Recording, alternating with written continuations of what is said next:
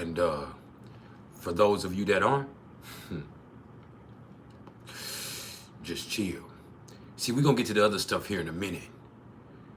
But see, what I'm always trying to get everybody to understand is everything is vibration. So before we do anything else, what's his name? Okay. Yeah, that's great.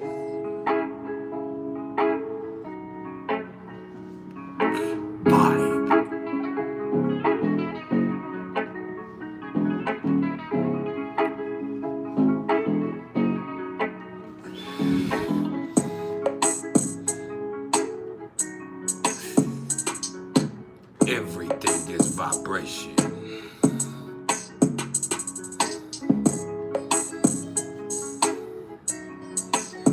Temptress the Enchantress, how you doing?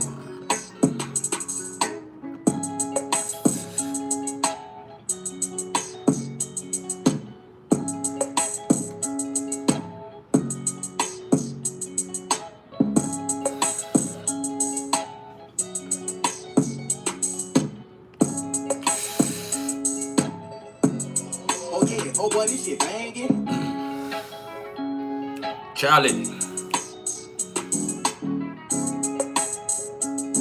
I'm blessed.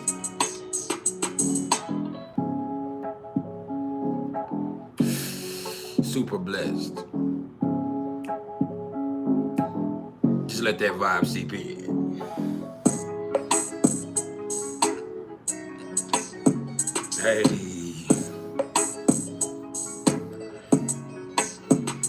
Let's fix this.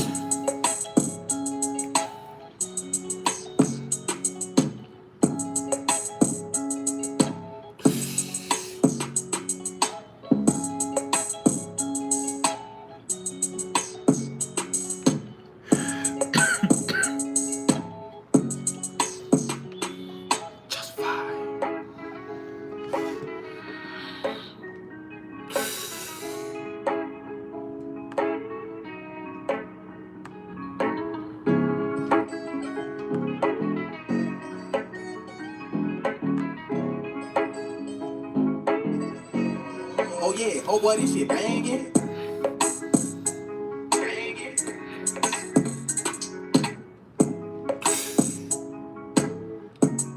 Make sure y'all hit the like button as you come in my front door. And in doing so, understand this is not about ego. Oh no, this is about algorithm. This just helps us expand the platform. That way, if you're not trying to hear what I'm trying to say, at least let us get out to the next motherfucker who is.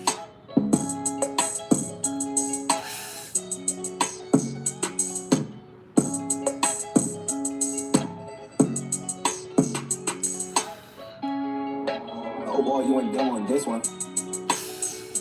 Yeah.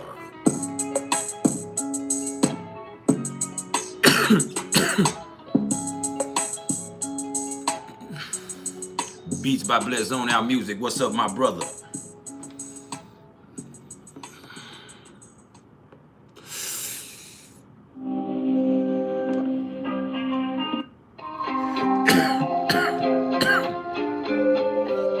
Nah, that ain't it either. We can go there. If you haven't smiled yet today, now would be the perfect time to do so.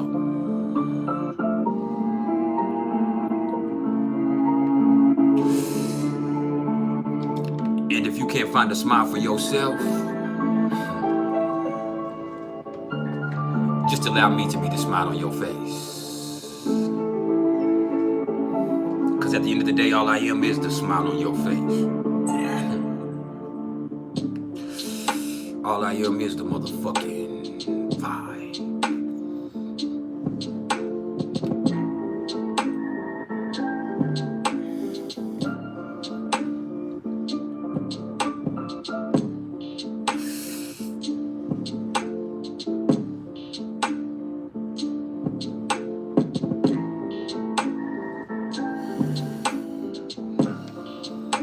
Where's everybody checking in from in the world? It's 11:30 in Narnia. Do you know what your motherfucking vibe is?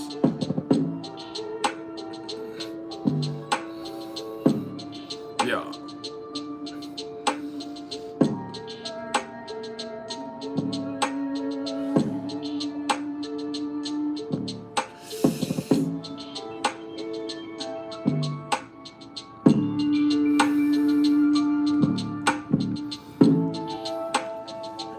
Stan Mick coming through from British Columbia, Canada. Ebony says it's 1:31 in Maryland.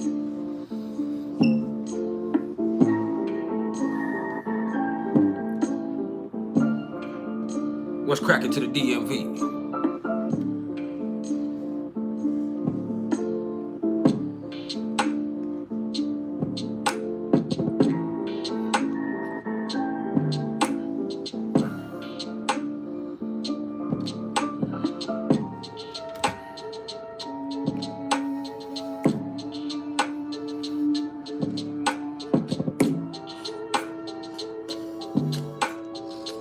Yeah, we riding.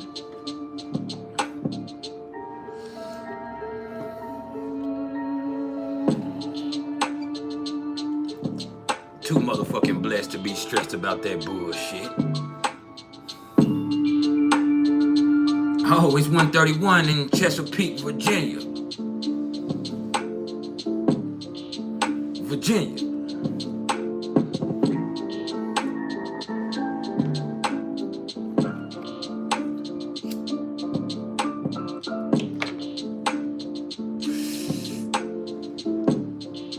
They jam Pusha T in Virginia.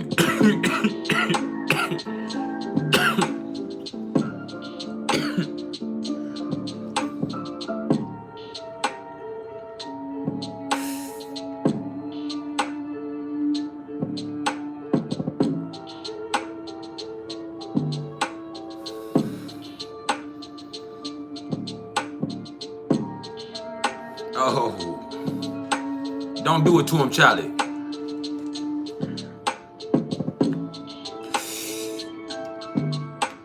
Don't do it.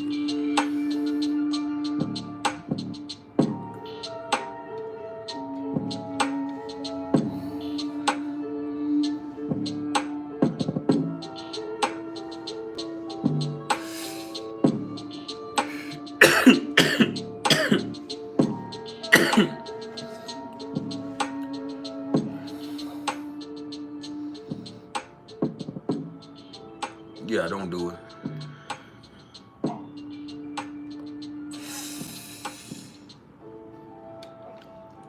It's just not worth the energy. It's a waste. So we're gonna let just a few more people trickle in, and then we're gonna get down to the nitty gritty. And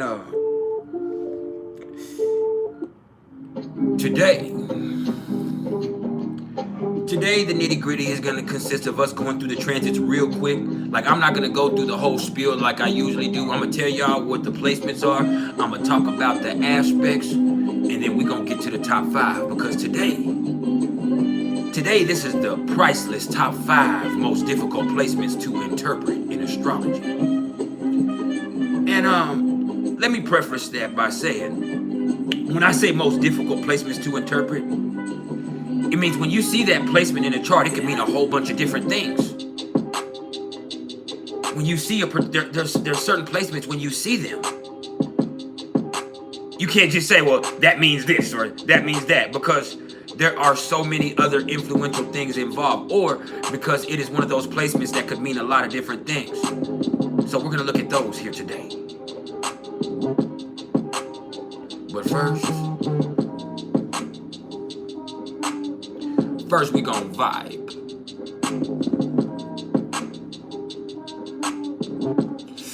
Yeah, all right.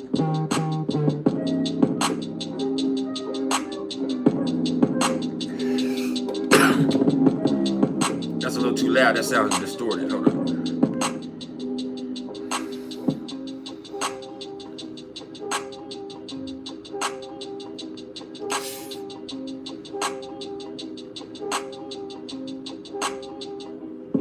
I need like 8 more people to hit the like button. before I get mad and go home.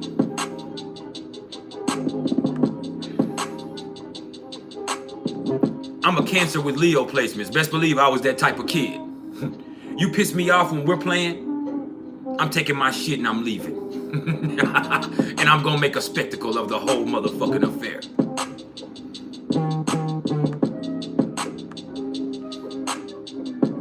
I'll fuck up everybody's birthday party. Fuck this birthday party.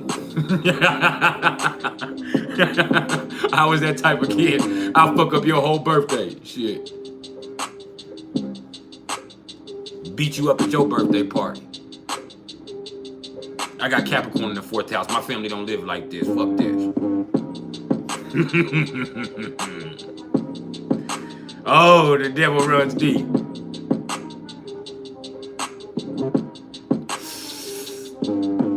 Bye.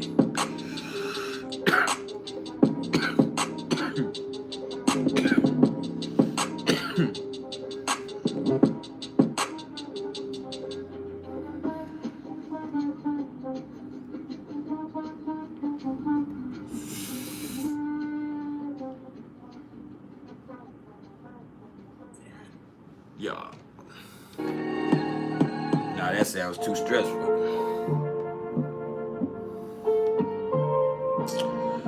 So, I need like 8 more people to hit the like button. I need as many likes as I have people in my chat, and then we gonna get it cracking. Until then, just let it seep in. Oh, we got a serious babe in the motherfucking house. And I'm serious, babe. Yeah.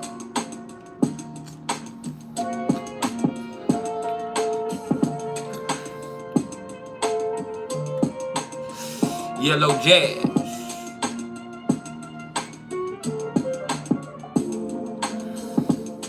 Y'all know what's funny?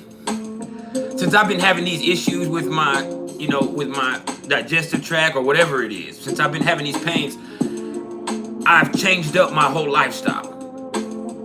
Stop drinking.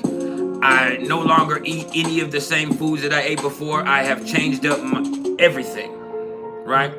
I drink nothing but water. I used to drink nothing but soda, or at least sweet drinks, or wine. So it's been almost 3 months since this started. So I've stopped drinking alcohol completely. I've stopped drinking sodas completely. I've stopped fatty foods completely. I have made sure that I'm conscious of everything. And, yesterday and really today also, I was standing in the mirror and I realized, damn, my skin looks amazing. Like, my skin looks awesome. I was looking in the mirror, I was like, dude, you look healthier than ever. Especially since I've started gaining my weight back, and I've been working out again and being active. It's like, whoa.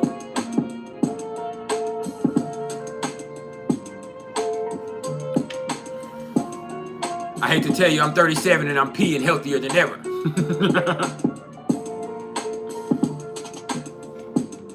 I pay attention to every fucking bowel movement. My bowel movements look healthier than ever. And we talking about it. The moon is in Virgo. That's why I'm going there. It's crazy. Now, my stomach does hurt. But I know now that I do have digestive issues I've created for myself. And only I can continuously work on that by continuously managing my stress and continuously managing my habits. And then eventually I might be able to one day have a semblance of normal. But for now, this is the new norm for me. Is having an extremely delicate and sometimes painful. It's not always painful, but sometimes painful digestive system. So only I can do something about it. But yeah, I was looking in the mirror earlier and I was like, bro, your skin looks awesome. Your pee looks awesome. It's regular. And it's like, there's lessons in this. Saturn is in my 5th and it's affecting certain things, but it's also in my 6th. And the things I enjoy were not healthy things before.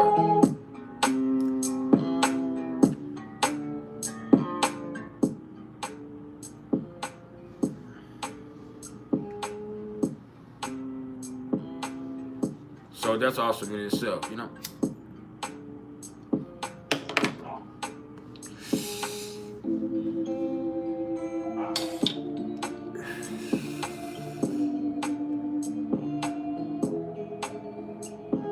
And to be honest, when I'm being real with myself, I also know that it probably is a good thing that I still have, you know, a little bit of that pain right now, that I still have that worry about that in certain instances. Because if I didn't, knowing me, I would just go right back to doing the things I was doing before. I would just go right back to, because that's what I enjoy, and that's what my comforts. That's what, you know, with Pisces there in my 5th house, and that being my moon there, and then even going into my 6th house with Jupiter, you know, that's my comfort zone and my value system. And so I have to completely change those.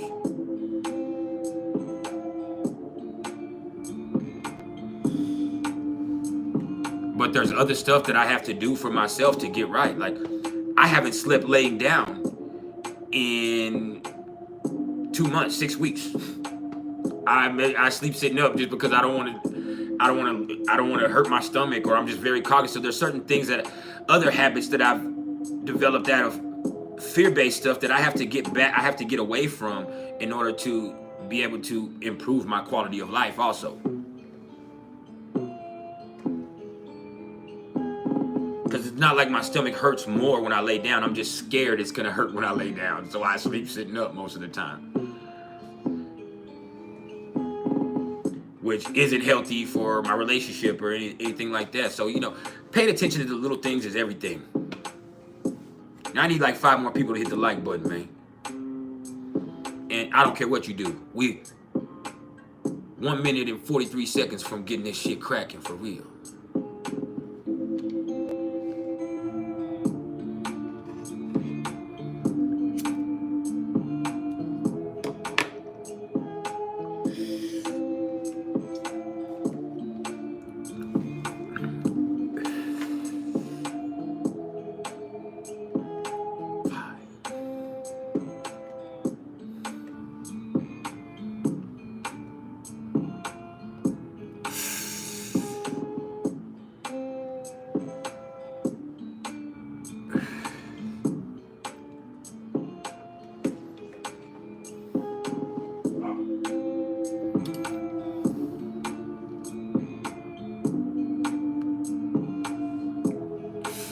Yeah, it's about that time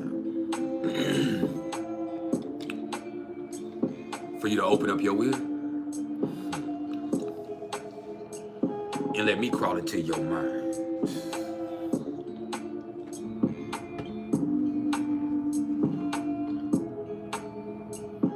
One time.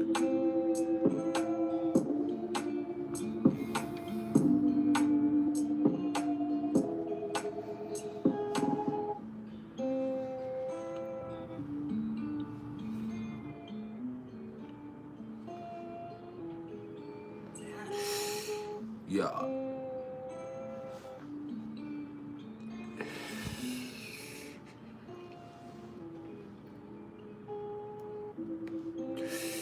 We stay fly around here.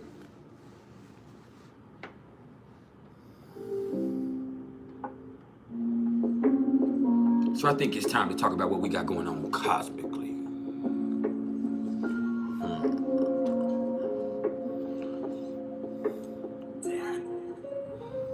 Because we got the sun. The sun is sitting at 28 degrees of Cancer. So how you feeling? And we're coming to the culmination of this Cancer energetic evolution. So them feelings might even be picking up in intensity about certain things. You might find yourself having an experience you can't get over. But here's the thing. Life is changing. For all of us, life is changing. Let me tell you what's going on. Let me fix my hat first, and then let me tell you what's going on. All right. See,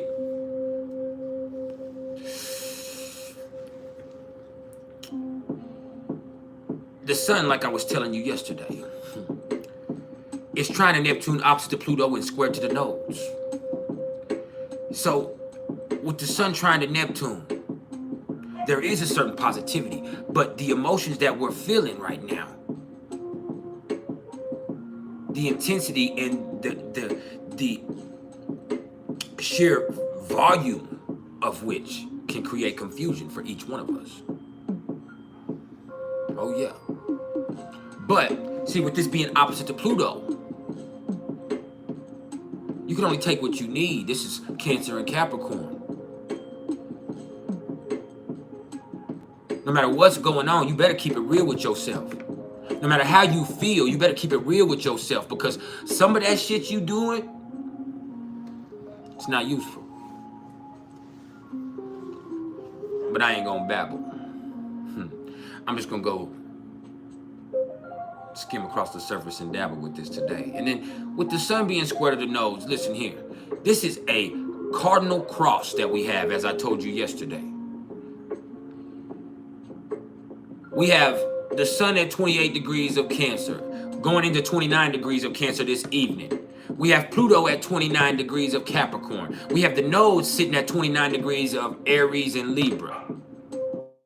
In the next 48 hours, all of those will go to 28, or Pluto will go to 28 degrees, and the nodes, yeah, they're all retrograding. So they will all go to 28 degrees. So this is getting tighter and tighter. This shit is getting as exact as it's gonna get. That's why there's so much going on all over the world. That's why certain situations seem to be at their breaking point. That's why relations in certain situations are breaking down. As I said yesterday, that's why we're on the freaking verge of another fucking conflict. And it always seems like we're on the verge of a conflict, but nah. Because of this little bullshit with North Korea, things are now picking up pace. Because of this shit with China and the emails getting leaked here with America, things are getting sticky.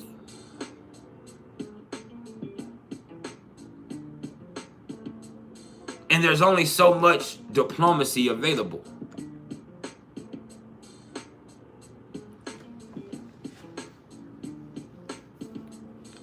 And what's crazy is diplomacy probably isn't the best thing right now. With the South Node being in Libra, no, conflict is probably what's on the menu. That's real. Oh, my hat fell. Anyway, and as we talked about the nodal axis shifting yesterday, and you know that focus that people think is going to be about relationships and self, or like there's also indecision and assertion being at play with this. All right, so the moon is at 12 degrees of Virgo right now, and being at 12 degrees of Virgo, listen here, as I was telling you earlier, this is where you have to make things make sense. Even your feelings, they need to make sense to you. That's why you can find yourself analyzing everything. Matter of fact, you can overanalyze everything. Good thing the moon is trying to Jupiter, though, because that gives you a little bit of chill. Cool your motherfucking jets, calm down. The details will take care of themselves. Keep working hard, keep grinding, keep taking care of what you can take care of, and let everything else take care of itself. That's the beauty of the trine between Virgo and Taurus. And with the moon in Virgo, I'm liable to start relating everything back to Virgo like Uncle Fernando does. And I ain't gonna go into the whole fucking, what are they called? Impressions today. But, you know, my boy Uncle Fernando gonna relate everything back to Virgo. But with this right here, just understand. this is the best time to reflect, especially with the sun in Cancer and the moon in Virgo. It's the best time to reflect, but you can't get caught up in the reflection. And that is hard to do. Because when you start replaying things over and over again and you start picking up on things that you missed before, it's easy to get caught in that, and then you're not able to kind of proceed in the present moment.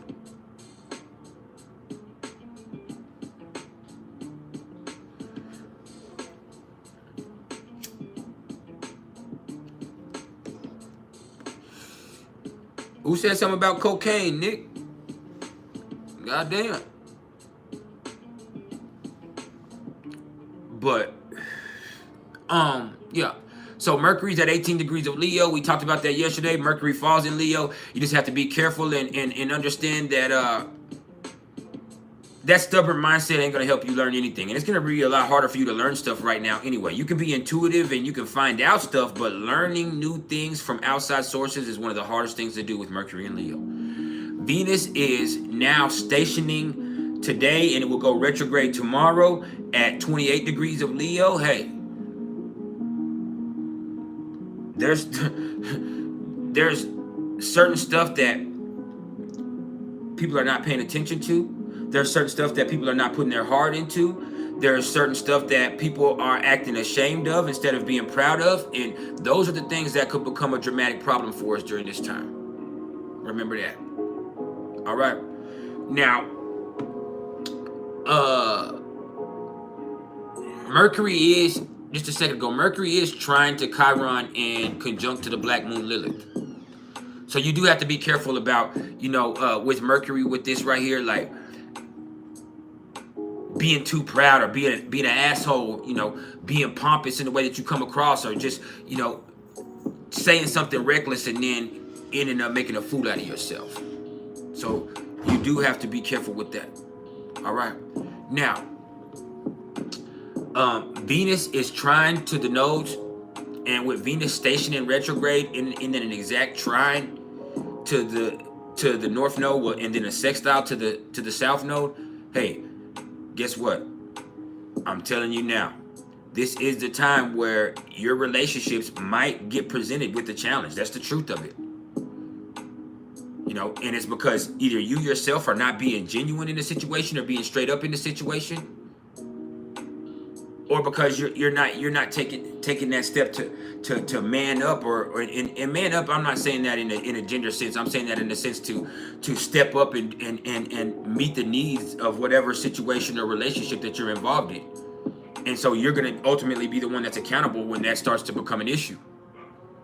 Now, some people like to ignore stuff, gloss things over, smooth things over, sugarcoat shit, and hey, that might make it be all right for the present moment, but it's still gonna continuously start to fester. And then as that trine and that fire right there kind of comes into play, what you're gonna end up getting is an even more dramatic confrontation or conflict than it had to be in the first place if you had been just straight up off the rip. Like,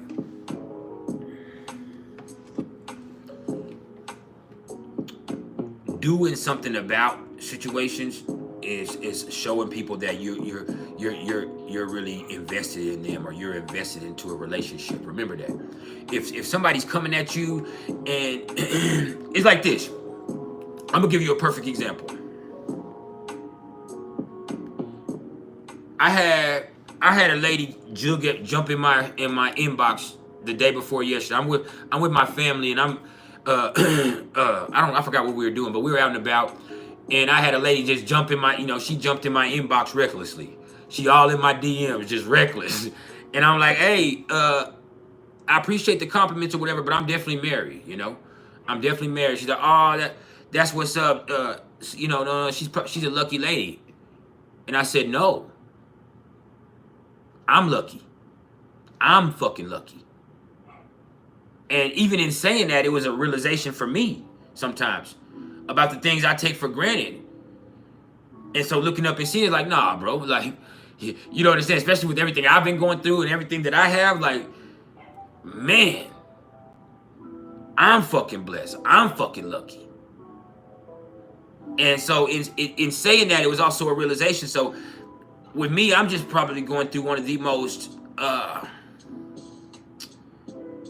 really affirming times as far as my relationship goes in this nodal return. Everything else might be a problem because Saturn and everything else I have going on, but this has been really affirming for me so far, and it should be. It is because I'm finally in the right place in the way that I address myself within relationships, and that is a big part of my karma in life, ultimately for me. Now, Mars, 6 degrees of Virgo. Mars is still opposite to Saturn, so it's gonna be hard to get very much done right now. And this is Mars in Virgo opposite to Saturn in Pisces. So people's doubts, their fears, people's, delusions even can be holding them back from being productive or being efficient in their energetic expression. And even that, it just, the little bitty stuff keeps people caught up in the bullshit, and they're not able to use their energy efficiently. And so with Saturn being in Pisces, it's your doubts of yourself, it's these delusions, it's fear, it's depression, it's drugs, it's all that stuff that you typically go into as a crutch in a negative sense, and it's only really influencing your mind that is keeping you from having your energy being its healthiest expression. So yeah, there's that. Quay, I don't know what you missed. We got people talking about cocaine and all kinds of stuff, and I'm trying to I'm just playing. I don't know what's going on, but we good. And then Jupiter is at 12 degrees of Taurus, of course. Hey, that just means be receptive, be patient, be calm, let things accumulate. And as you do that, you'll start to see yourself be able to enjoy life more. And the things that are easy for you are because you've allowed them to be easy to you. Remember that, with Jupiter being in Taurus. The things that are easy for you are because you allowed them to be easy to you. That's true. Now, what else we got with this? Saturn, 6 degrees of Pisces. Saturn's retrograde. Saturn's going to be retrograde until November 4th. Hey, with Saturn here, once again, you cannot let whatever happened before in your life, or your fears, or any of the bullshit that you have developed in your mind, keep you from operating in the present moment, or put a damper on your projections going on into the future. You can only deal with things as they come. So you worrying about this, or you fearing a situation that may or may not happen, is just dampering your energy now. Do not lose faith. Just keep pushing. Now, Uranus is at 22 degrees of Taurus. So, hey, this is a critical turn point, like where you might have to make a play for yourself. I'm gonna give a perfect example, especially with this Leo energy and Venus. This is a perfect example of what's going on with Venus being retrograde in Leo and Uranus in Taurus. And I'm gonna relate this back to a football situation. So the Dallas Cowboys have an offensive lineman named Zach Martin. He's the best offensive guard in football, hands down. I don't care what anybody thinks about the Dallas Cowboys. He's the best offensive guard in football. And all of a sudden, he's always been one of the most quiet. He's a team captain. He's one of the most quiet people. And then all of a sudden,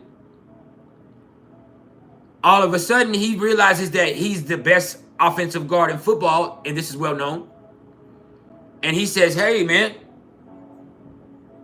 I'm the best guard in football, but I'm the 7th highest paid. That cannot fly anymore. And so the problem is the Dallas Cowboys have 4 or 5 players that are some of the top players in the league that they have contracts coming up for this year. And if not this year, next year's. But they probably need to get 2 or 3 done and then get 2 or 3 done next year. And he wasn't one that they had planned. But if they are not adaptable and incorporate him into the mix, they are not going to have their best player hands down, and they are not going to be able to handle this. So if they are not able to adapt to the situation and the market, then this is going to be a devastating experience.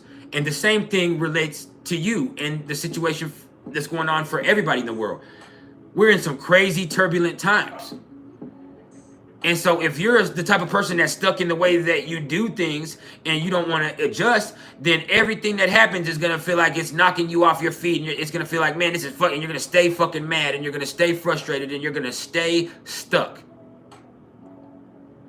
But if you can adjust to the market and you can do what you can on your part, then you can actually look for unique ways for you to be better off than everybody else.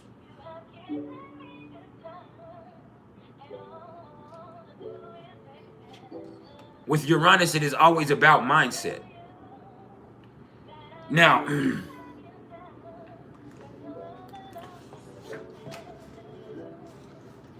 Neptune, 27 degrees of Pisces.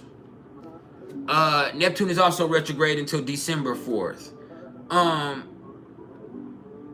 Look, the thing is, you're going to start to see things from a different perspective right now than you saw them just a few weeks ago. You might even see yourself feeling like all of a sudden things are being revealed to you, or shit is getting exposed. And in certain situations, that's true. But in other situations, you just are seeing things differently, or you just feel differently. And just because you feel differently now doesn't mean that you were wrong before. Or just because, you feel differently now doesn't mean that you should start to feel confused now and be like, well, what was that before? The thing is, two things can be true at the same time. Human beings can be different things at the same time. Situations can have multiple layers to them. So instead of allowing external things to confuse you, once again, you have to assess what's going on internally with you.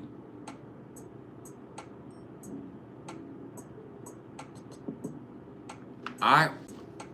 And I'm not going to go into the whole spiel about the culture, because this is retrograde. This is more about what's going on with you inside. So you have to figure out what your inner guide is trying to get you to purposefully align with. Now, Neptune is still sextile to Pluto, of course. So with this right here, it's real easy to lose your faith, feel hopeless.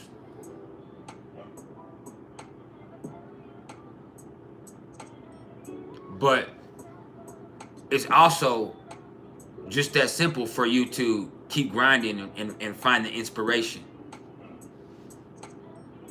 And there's a process going on because of the way things are going in the world with a lot of us, where we've become disillusioned and disenchanted with a lot of stuff.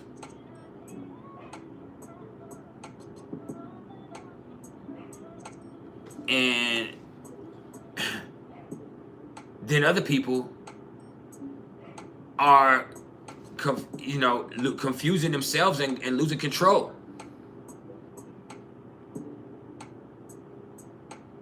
So once again, you have to find what your purpose is and do your personal best. That's a beauty when you think about that sextile between Capricorn and Pisces. Now,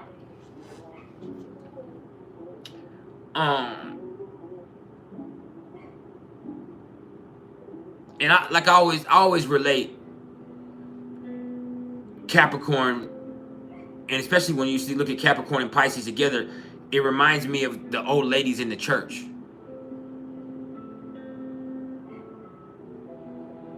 You have the ladies that are in there falling out and they're experiencing the Holy Ghost and they're singing the songs, and then you have the ladies that are in the back cooking and taking care of the kids and taking care of the treasury and doing all that. Both of those are institutions of making the church work, of keeping the dream alive. The grind and the purpose.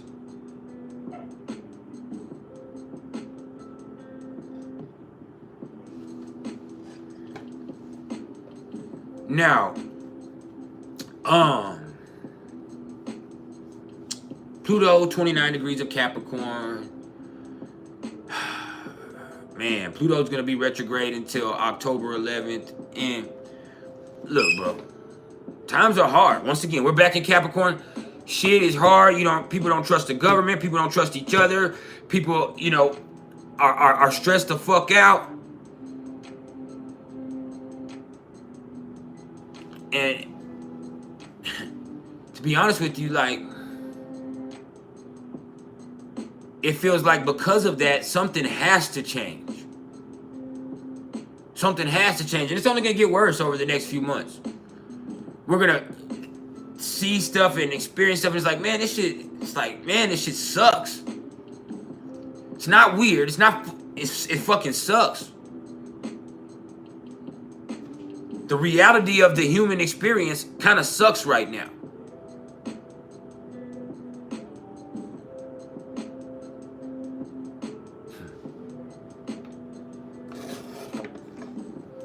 We're not more connected than ever, even though we're more connected than ever. I'm sitting here in this live with people from Canada, Brazil, Bulgaria, Switzerland sometimes, Australia. We're sitting here all over the United States. We're sitting here right now in this very live. There might be maybe 25 of us in here right now, but I guarantee you there's 25, at least 10 of those people are all over the world in different countries. Where there might be 10 or 15 here in the United States, but at least 10 of us here in this live right now are going to be from all over the world. So this is beautiful that we're here spreading love in this experience.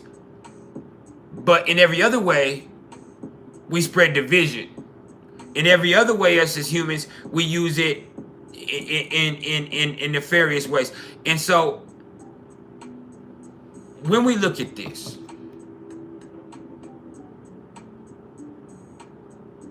like,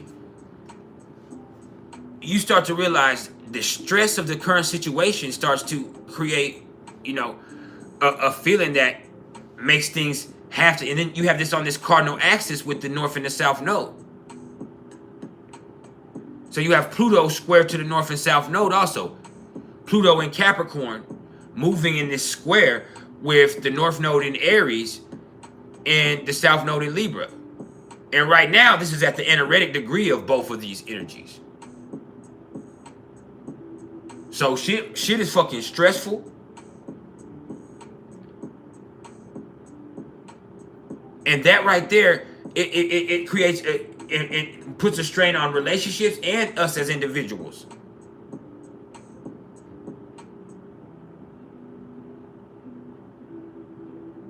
It can create internal conflicts that cause a strain on our relationships.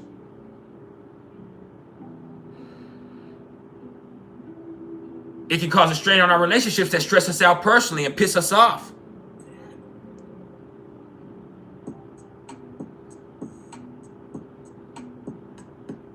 But it's all a process of change.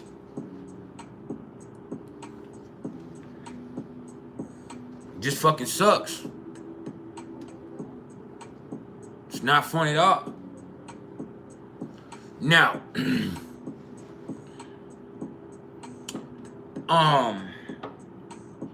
Chiron, 19 degrees of Aries. We've been talking about that. Chiron is going to go retrograde Sunday, though. So as right now, this is about accountability. It's going to shift to be more about awareness then. Awareness. And sometimes it's painful awareness. Now, The Black Moon Lilith is still trying to Chiron, and the Black Moon Lilith is at 21 degrees of Leo. And hey, I'm just gonna remind you once again, pride becomes before the fall, but genuine confidence can set you free.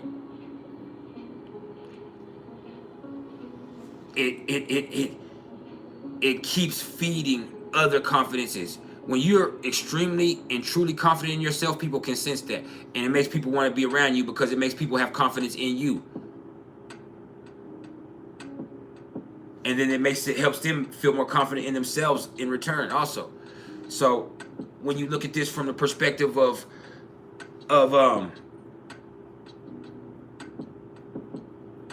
I forgot what I was gonna say. My brain went blank that fast.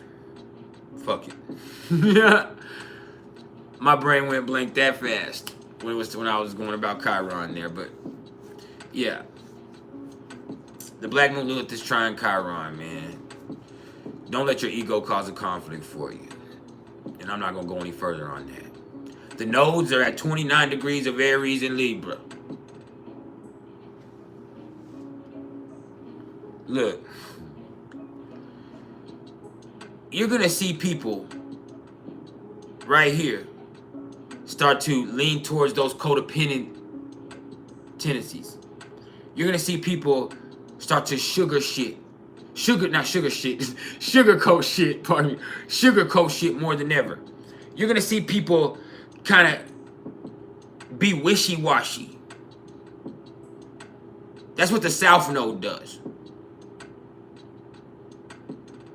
What people need to do is be straight up. What people need to do is address things off the rip. What people need to do is be aware. What people need to do is take action.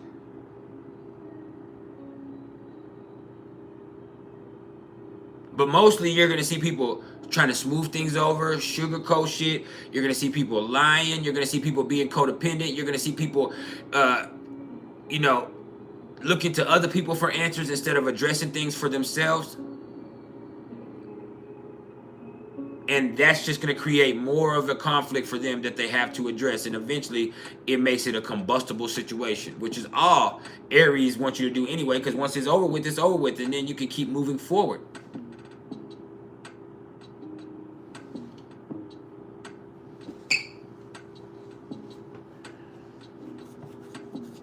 So, yeah. Take it from me. This is my nodes too. I'm in a nodal return right now. My nodes, as I told y'all yesterday and for months before this, my nodes are at 27 degrees of Aries and Capricorn. I mean Aries and Libra. I'm thinking about Pluto. See, I'm all fucking up. Of Aries and Libra. And so, and my North node is in my 7th house. My South node is in my 1st house.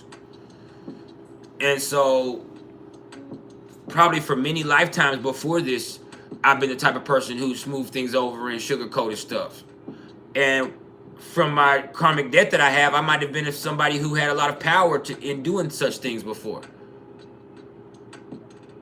But the problem is, I wasn't straight up. So in this lifetime, me learning how to be straight up, me being accountable and aware in my relationships, being self-sufficient in my relationships, me being, the leader, the person within my relationship who can take charge, that's everything. It's been everything for me, but it wasn't natural. It wasn't ever natural. Hold on, somebody's at my door.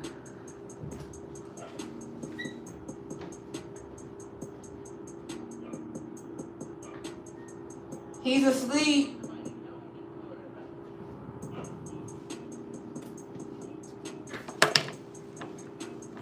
It's that little Scorpio girl from my baby.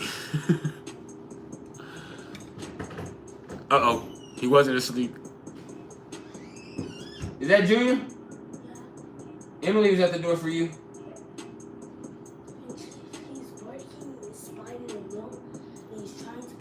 Okay, so what you need to do is take him out to pee, put your clothes shirt on, take him out to pee, and then come back in, put your shoes on, and go play with your friend. Okay, Daddy? They're already gone. Yeah, you can go play with Emily, but first take the dog to use the restroom. And then once you take him to use the restroom, you can put him in here with me, and then you can go play with Emily. Y'all don't be catching frogs and being mean to them.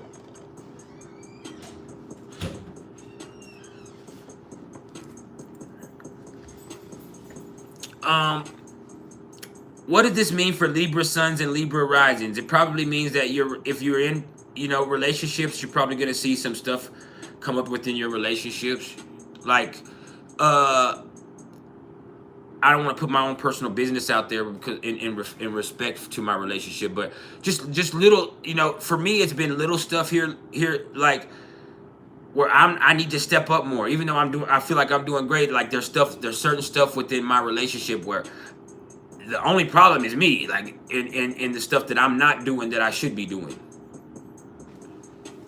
And so that's just kind of stuff I'm seeing within myself. But this is the North Node is in my 7th house in Aries. So there's certain stuff that I have aware of. That's gonna be a conflict if I don't do something about it. And it's obvious that that's what's going on. But yeah, that's what's going on with this. And the numerology of the day, y'all, is an 8. So when we're in that 8 vibration, this is a perfect day to get in your most powerful mode of operation. See, some people would say boss up, but and yeah, boss up, but I'm not gonna say this in a financial sense, because the 8 is powerful, but it's not the most profitable. The 2 or the 4 are gonna be the most profitable numbers from a financial standpoint. Now the 9 can see a lot of money too, but it's gonna be given away. But the 8 is more about power and control. So take control of your life and your destiny today. Take control of your energy today.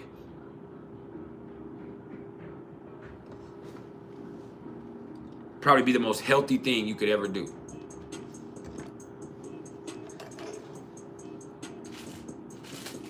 For real.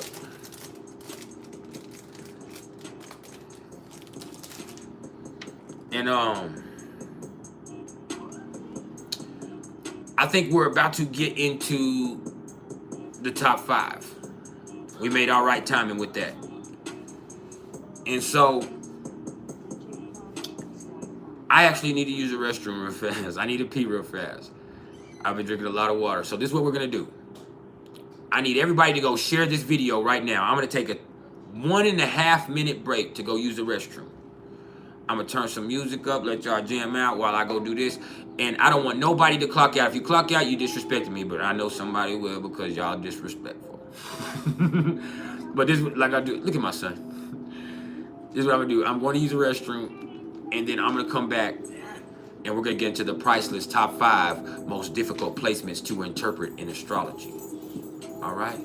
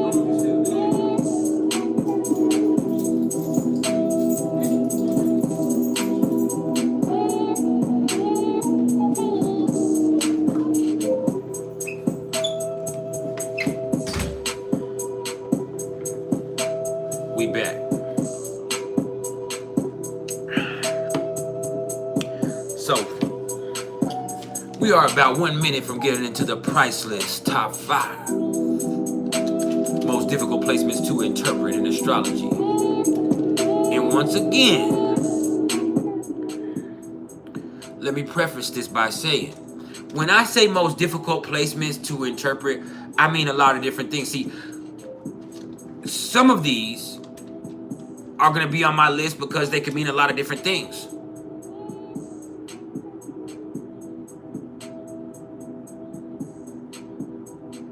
A lot of different things. Hey, Villanita, we are not supposed to wear shoes in our house. I just do. I'm actually not allowed. We are not allowed to wear shoes in the house, but I'm a fucking man.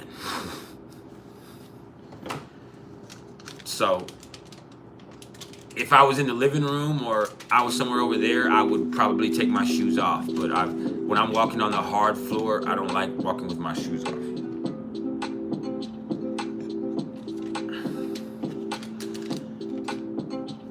But,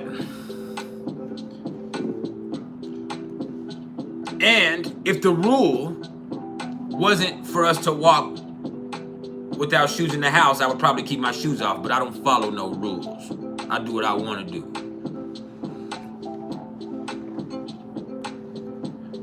Now,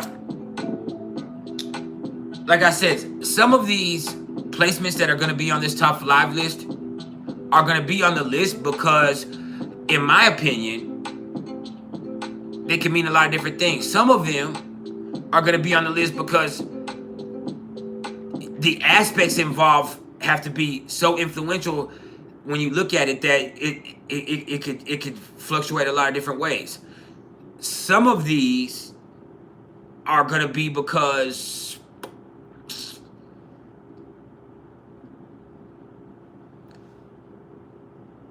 well, there's just so many influences involved. So we're going to talk about it. We're going to talk about each one.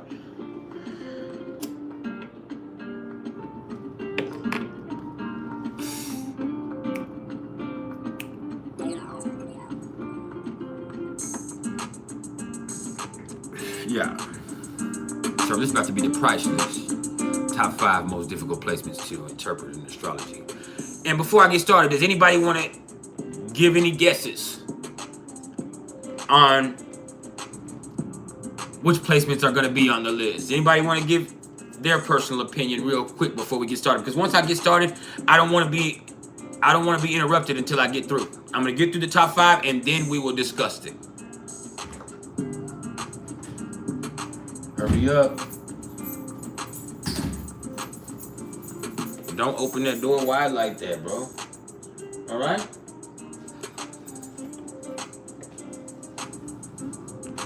You said Saturn squares. Those are... I'm not going to be talking about like an aspect like that. That's like an aspect. I'm talking about placements.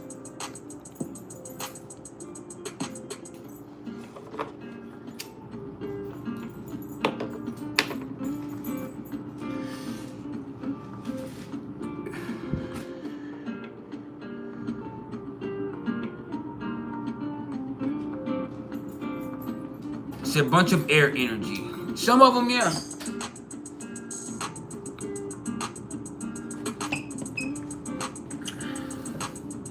Well, the 12th house Saturn is, it can be. The thing with the 12th house Saturn is that sign is always going to be so important. Anything in the 12th house, the sign there is going to become more significant than it would in other places.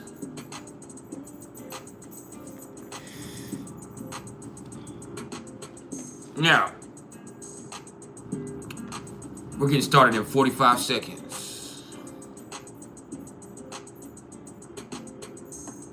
Young God says Saturn in the 4th or in Cancer. Villanita said Aries, Saturn in the 12th. Hell nah. Aries, Saturn in the 12th is an attitude.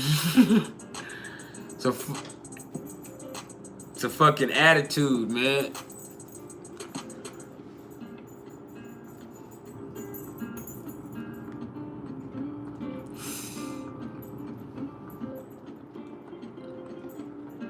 Hey, my baby boy, my doggy dog. A conjunction with the moon and the sun. That would be, Lakshmi, that would be like a new moon. But it's time. Buddha man says Sagittarius Mercury. Sagittarius Mercury just be thinking they know everything and don't know shit. I said that because my ladies are Sagittarius Mercury.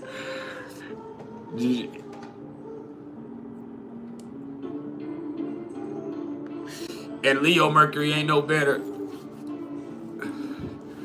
But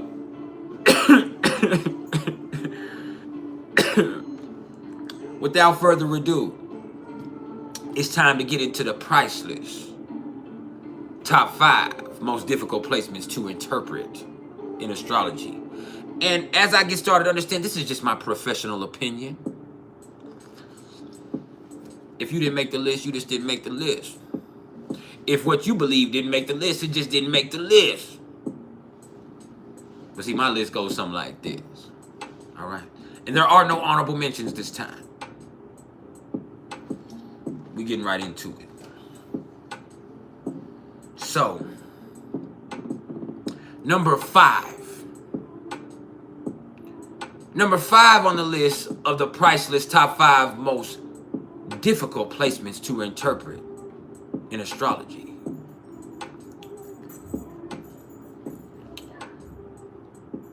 Gemini rising. See, the thing with Gemini risings is they're just tricky people to pin. They don't want their personality to get pinned down anyway. But also, they're environmentally influenced.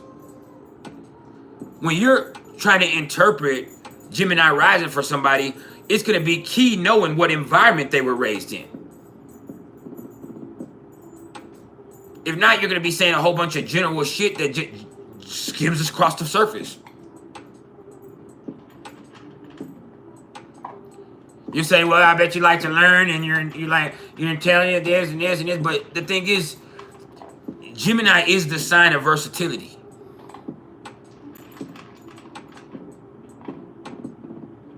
So you're going to see Gemini rising come across in a multitude of ways. And ultimately, the environment that person was raised in and the environment that they're in is going to have an incredible determining factor on the way that their personality is playing out at any point in time.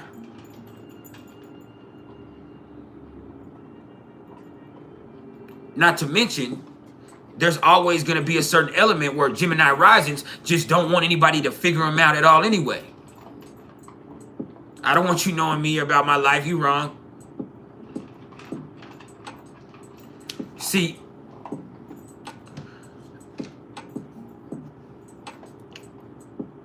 let me give a good example of a Gemini rising. LeBron James. LeBron James is a Gemini rising. Amy Winehouse.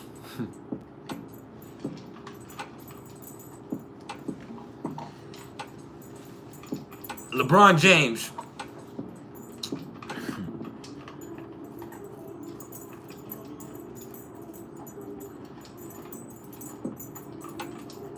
there's some Pisces in here, best believe. But LeBron James, he's a Capricorn with Gemini rising. I forgot his moon sign. I don't know his moon sign. I used to know it, but I don't know it right now. But with him, you could definitely see the Capricorn.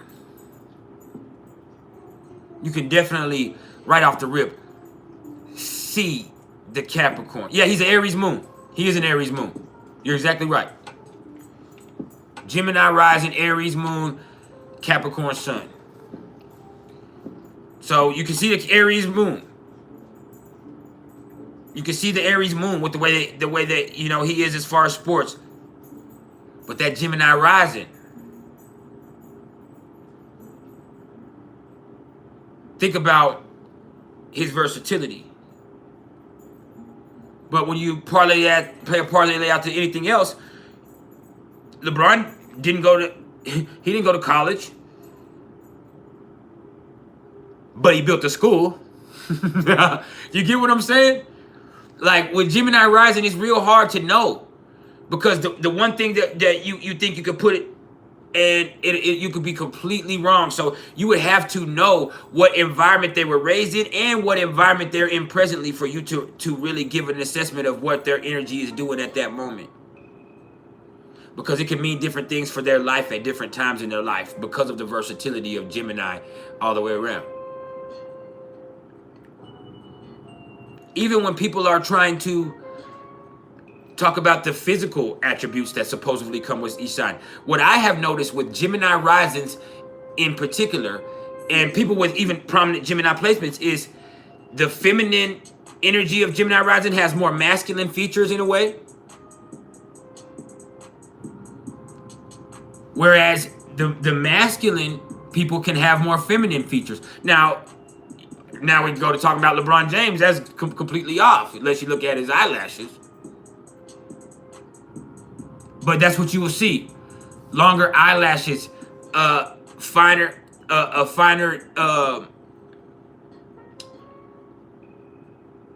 what's the word I'm looking for?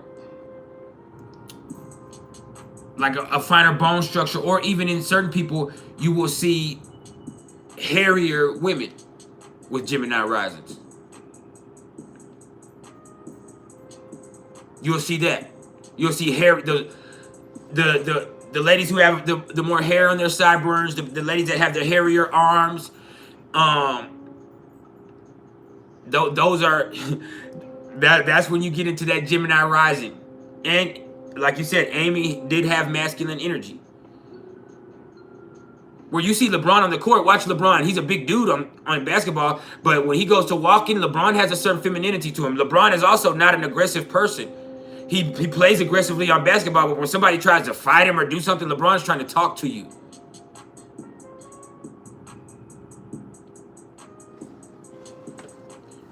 But there's so many different things. But what from my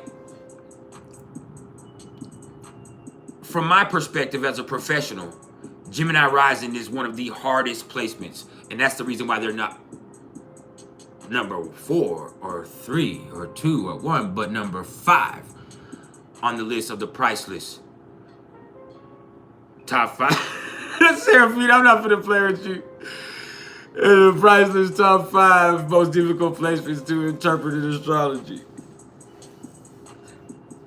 See, I told y'all not to interrupt me, but we doing it anyway, and I love y'all. Y'all crazy.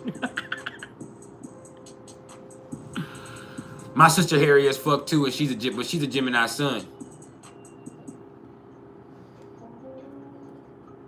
And I was with the Gemini rising chick one time, and I ain't gonna lie to you, she had about a 3-inch clitoris. Like this, like a pinky, and I tried it, and it moved a little bit. No.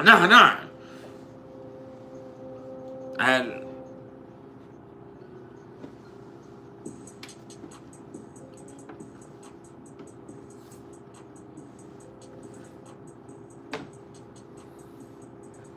Real, but that's a whole different story.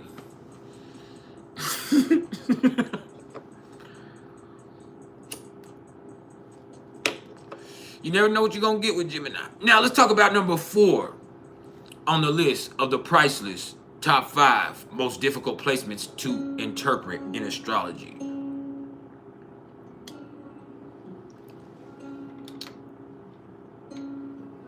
And y'all don't. And it's Mars in Pisces. Number 4 on the list of the Priceless top 5 most difficult placements to interpret in astrology is Mars in Pisces. Like,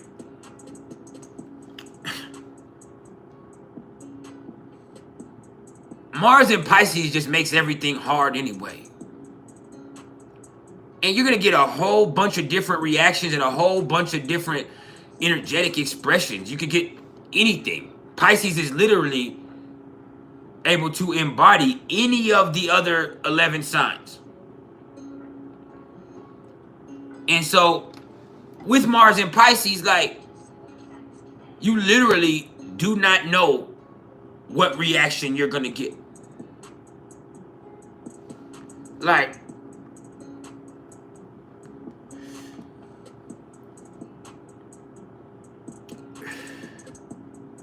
my lady, she's a Mars in Pisces. Now, and it's in the 12th house too. She's an Aries rising. And so she's typically mean. I mean, if she'll say, like, she is not nice. Being a Capricorn with Aries rising, she's not nice.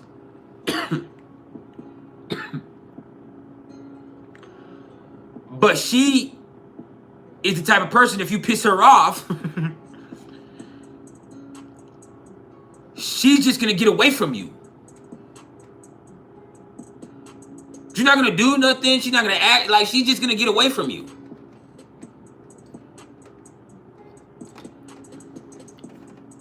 But when it comes to doing stuff,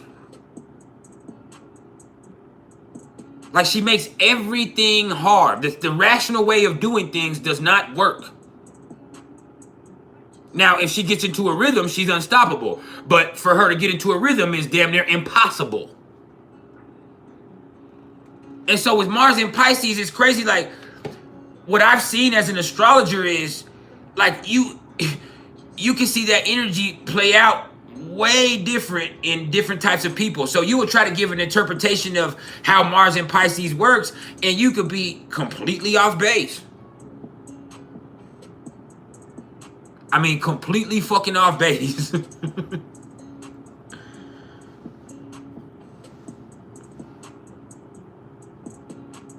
And so I am one, like, when I see Mars in Pisces in the chart, I'm immediately going to look at what's aspecting Mars. Because that is going to give me so much more of a picture of what's going on with them energetically. That's why with Mars in Pisces, what's aspecting it is going to make everything make sense.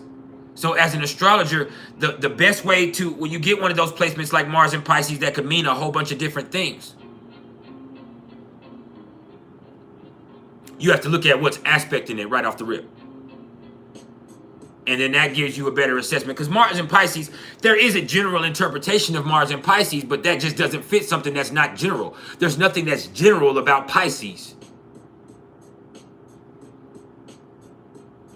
You can't generalize the universal.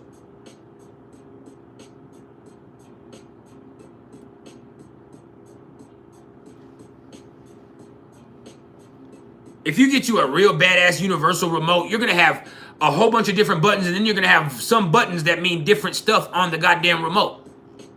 That's how it was back in the day. Before you had Roku and everybody had the same funky ass Roku remote, we had the remote you got with the TV, and then you could go buy a universal remote. And you could get a cheap-ass universal remote that had a few buttons that mean a whole bunch of different shit at the dollar store, and you would sit there having to put codes in all day long. Or you could go get a badass universal remote that cost $13, $14, $15, and it would have 100 buttons on it. But even out of those 100 buttons, you would still have to do certain sequences of buttons to get the TV to function a certain way. And if you put in the wrong code, or you do the wrong thing, the TV's not only going to work, but you're going to fuck up the whole sequence and knock off the signal.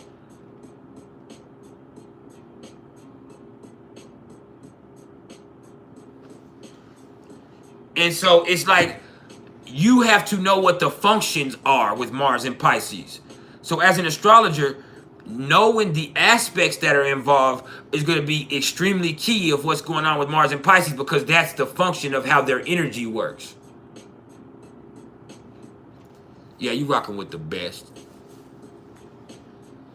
And I'm finer than everybody else too. Pardon my Leo.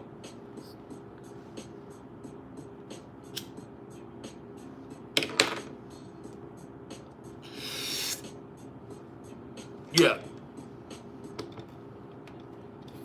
Just snaggle-toothed in a motherfucker.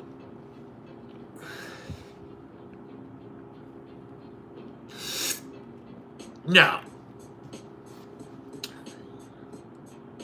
I think that's all I got to say about that. Mars in Pisces is number 4 on the list of the Priceless top 5 most difficult placements to interpret in astrology. Now, let's talk about number 3. And number 3 is going to be one that you probably wouldn't think is on the list.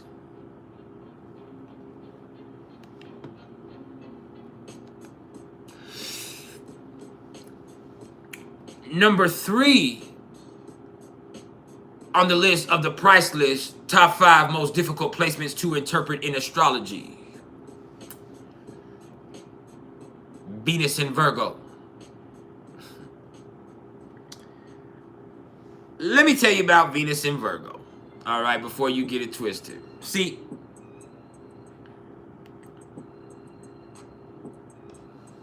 his beats are nice. His beats are off the chain. I just haven't had a chance to go through all of them and make sure there's nothing with samples, so I haven't been able to employ it. Hey, well, I'll tell you about coming in and out. All right. See, Venus in Virgo does so much. And they're so particular about everything else going on in their life that it's hard to really figure out who the fuck they are. So when you see Venus in Virgo, I'm not gonna have to elaborate on this very much. It's real easy to get confused between what they do and who they are with Venus in Virgo. Because if we're being honest, they'll do anything for you. They'll do anything for you. Except hold your hand. Except give you a hug.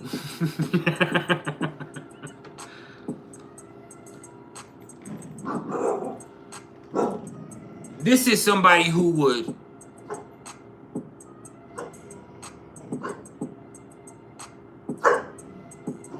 suck your dick before they give you a hug. There's somebody that would eat your pussy before they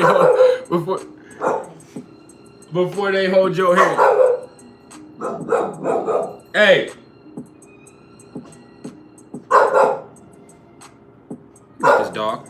Let me get this dog. Hold on. Hey. Calm down, baby.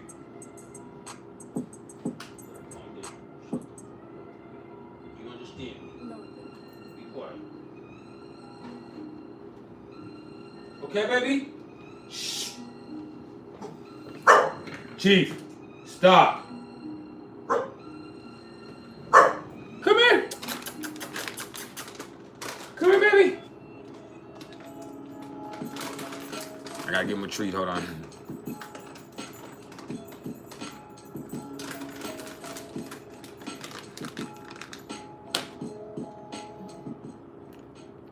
But nah, all playing aside, with Venus and Virgo, like, they are the most dependable people in the world, but that doesn't mean they like you. It's crazy. And that's what I mean by they're some of the hardest people to get a real handle on. Because they would do anything for you. But that doesn't mean that that you're for them.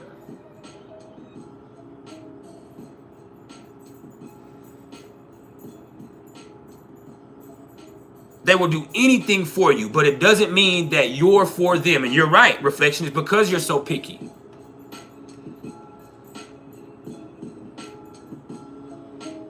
Like they're so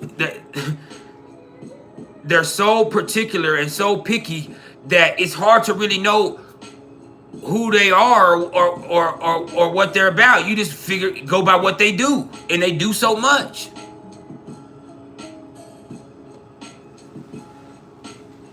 They do so much. So I just feel like Venus and Virgo people are some of the hardest people to really get to know. And as far as interpreting it as an astrologer, like, you can look at their aspects and see what they do, and you can look at somebody's Venus and see what they're into, but you can't tell who they are by that. Like with me, with my Venus in Leo, it doesn't matter. I'm a Venus in Leo, but that you see more about me than about my relationships. You see more about who I am than about what I do.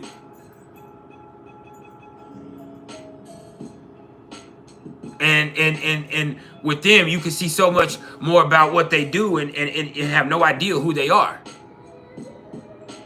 So that's why Venus in Virgo is number 3 on the list of the priceless top 5 most difficult placements to interpret in astrology.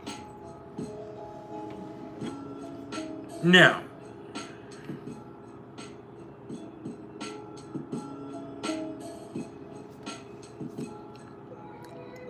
you're right, Reflection. Does anybody want to guess what number 2 is? I'm going to give 3 people, I'm going to give y'all a chance for 3 guesses. If any of y'all get it right, number 2, I'm going to give you a free reading.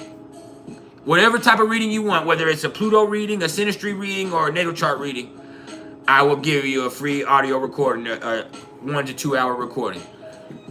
And if you've already got a reading from me yourself, you can get it as a gift for somebody else. Sag Moon, no. 2 more people want to take a guess.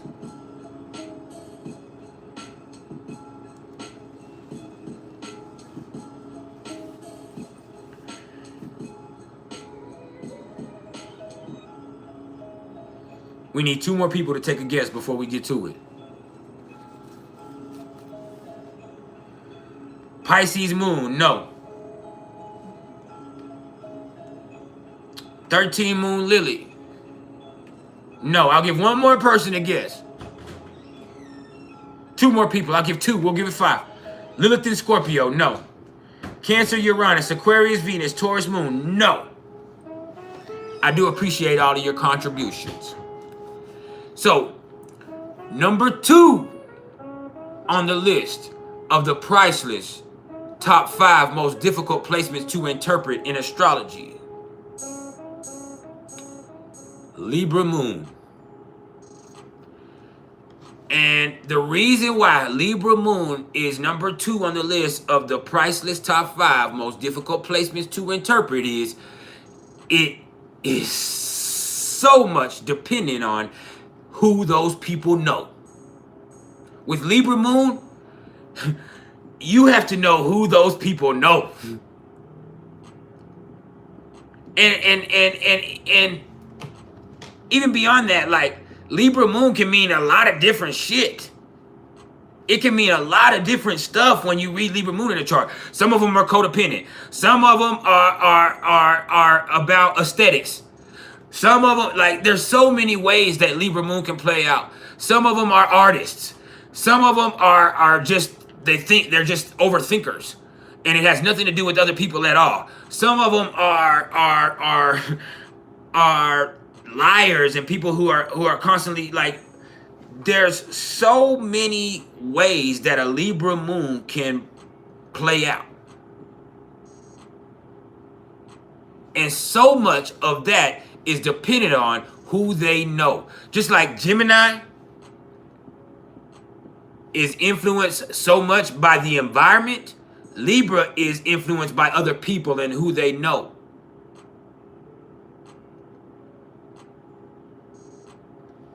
You use Kim K as an example. Well, when Kim K's with Kanye, she acted a little Kanye-ish. When she is with Pete Davidson, you see her rocking like Pete. When she was with, you see, and she's still her, but you see her steadily as a person. You see her become who she's with, or you see her take on this identity that's different with each relationship that she's involved with. And then there's the base identity, which is really influenced by her mother.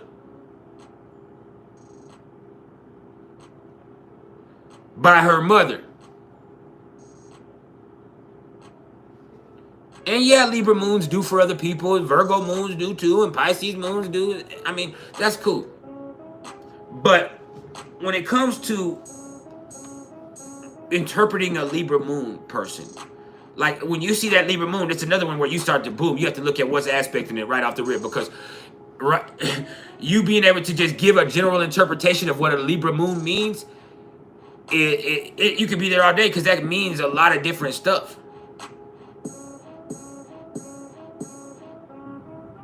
It means a lot of different stuff.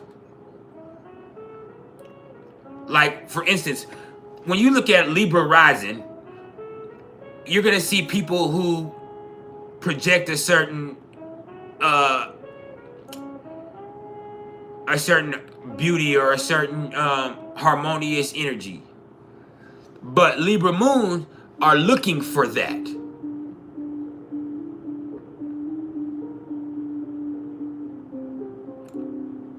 Libra moons they need balance.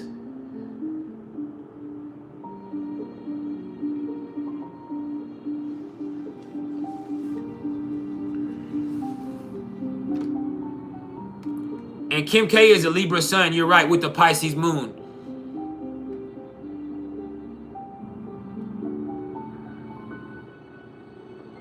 You're exactly right. Kanye and Kim K are both Pisces moons.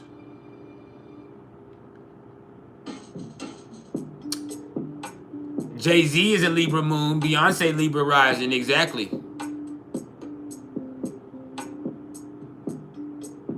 And Jay-Z is not handsome.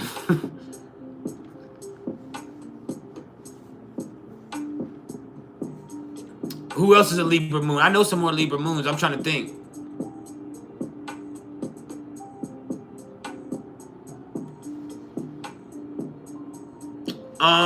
Legendary Temptations lead man, David Ruffin, Libra moon. You said he has that Scorpio Venus, yeah. But anyway, the fact of the matter is, whoever were influenced, because I was all off base with the Kim Kardashian thing, it made me look like a fool up here. I take it y'all's suggestion. That's why I said don't be interrupting me. You made me use the wrong reference. And I blame you.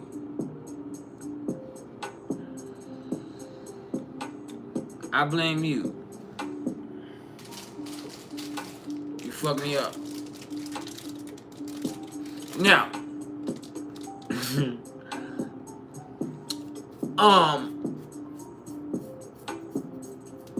man, plain and simple, with Libra moon, like, you can see that play out a multitude of different ways. There's so many different ways that Libra moon could play out in a person. It could be a person who's, like I said, all about aesthetics. It could be a person who overthinks every situation. It could be a person who is codependent. It could be a person who is cold-blooded and they only care about what it looks like. Like, you can see that some of those people are very superficial, that emotions, and you would think Libra means harmony and balance, and that, like, all that means they're just really nice people. No, you can have some of the most cold-blooded and superficial people with the Libra moon that you will ever deal with. Or you can have some of the nicest and most helpful people and most advocate that you could ever see. So it's really hard. You'd have to look at who these people know and what's aspecting to really give a handle on that person personally. Now, that brings us to number one. And number one on the list of the Priceless top 5 most difficult placements to interpret in astrology. Anybody want to guess this one? Before I even go, does anybody want to guess this one? I'll give 3 guesses on this one and you get a free reading. I'll give y'all 3 guesses real quick on this one.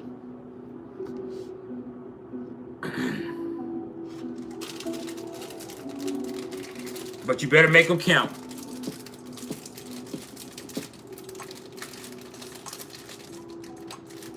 Aries moon, no.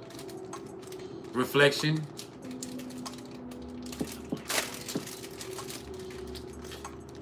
Mercury, Mars, Mercury and Aries, Aquarius moon, no.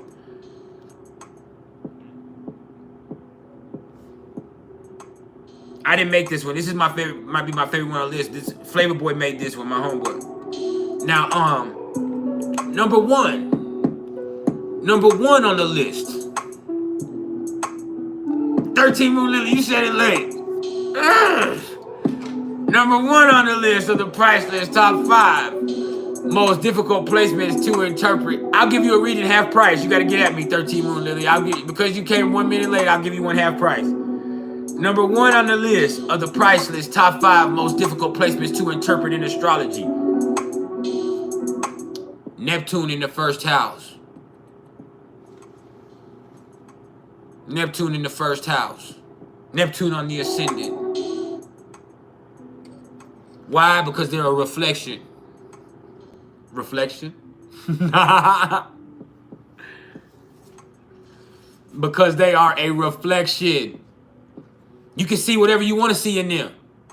You can literally say anything about that placement and it would be true. I could literally say anything about Neptune in the first house and it would be true. Unless I said they were solid. But they can make themselves seem that way.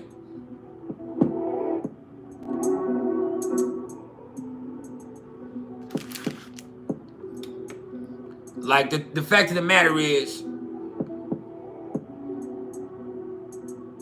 how does that differ from Pisces on the ascendant? It just does. Neptune is a planet. Pisces is a sign.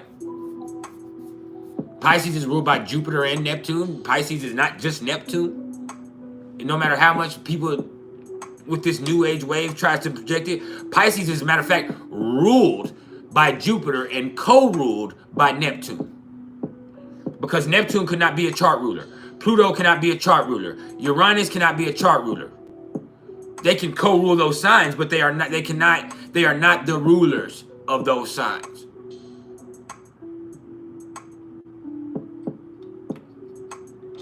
It's more like a modern influence. And you have the traditional ruler. You have a traditional ruler with the modern influence.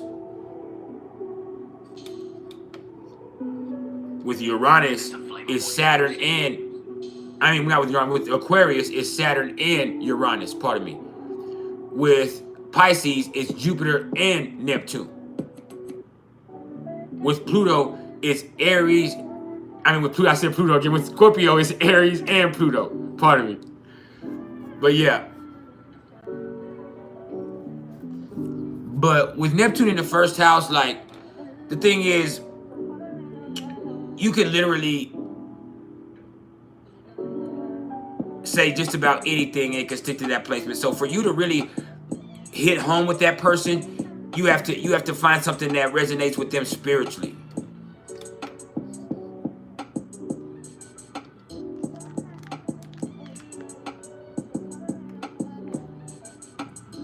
See, Pisces on the ascendant, like it's similar, but Pisces on the ascendant, they're more like that means more. And my son is a Pisces ascendant, and I couldn't just say anything about him. My son lives in La La Land. That's what I could say about him. But you're right. With Neptune on the ascendant, nobody really knows you.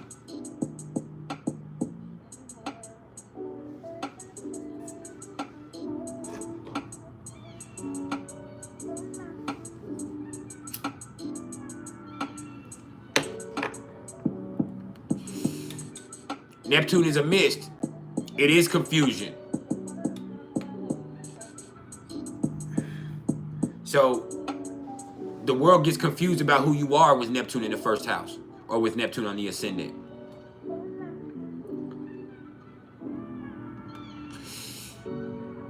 I just ain't confused.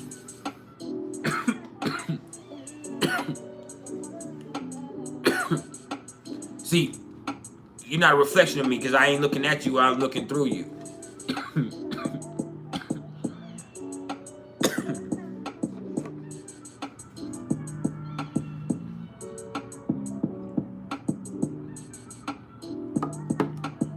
and Neptune in the first house are actors.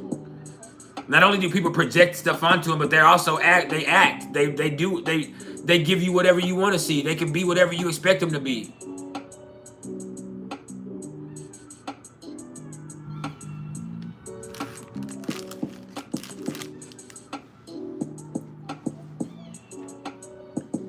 So that's the reason why Neptune in the first house is number 1 on the list of the Priceless top 5 most difficult placements to interpret in astrology.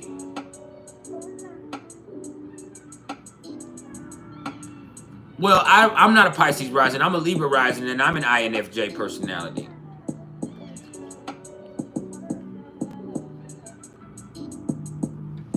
I'm a Pisces moon, though. And I have, you know... And INFJ is more, I would always attribute INFJ to Virgo or Libra energy more than anything else. But you can't really put a zodiac sign on that. Zodiac signs aren't going to exactly correlate, or even placements are not going to exactly correlate, because MBTI, the Myers-Briggs personality type index, is just an index. People forget that even though it's a type index, each one of those numbers is a fluctuation. Like with INFJ, those are just percentages on a spectrum.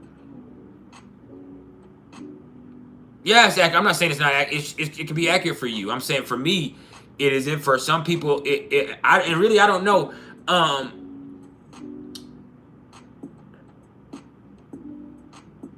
INFJ is one of those hard people to pin down. So I would say that would be spot on with a lot of Pisces or Neptune stuff.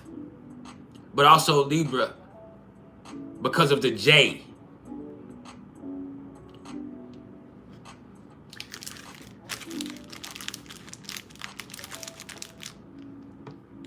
But each one of those in the Myers-Briggs personality type, that's why it's an MBTI. It's an index, and so each one of those is a fluctuation or a percentage of one or the other. So you could have somebody who's an INFJ like yourself or like myself who is completely different from other people. Or you could have, and I have Jupiter in Pisces also, Valley. But you could also have somebody who's an INFJ who's an ambivert. You can have some that are extreme introverts because it falls on that spectrum. And so somebody could fall, 51 to 49% I or E, introvert or extrovert. Right? Or you could have somebody fall 43 and 57% on the next one.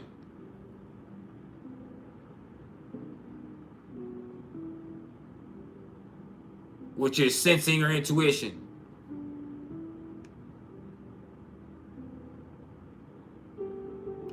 Or you could have somebody be 68 and 32 on the next one, which is thinking or feeling on that index. And then you can have somebody else on the next one that's 99 and 1 when it comes to perceiving and judging on the next one.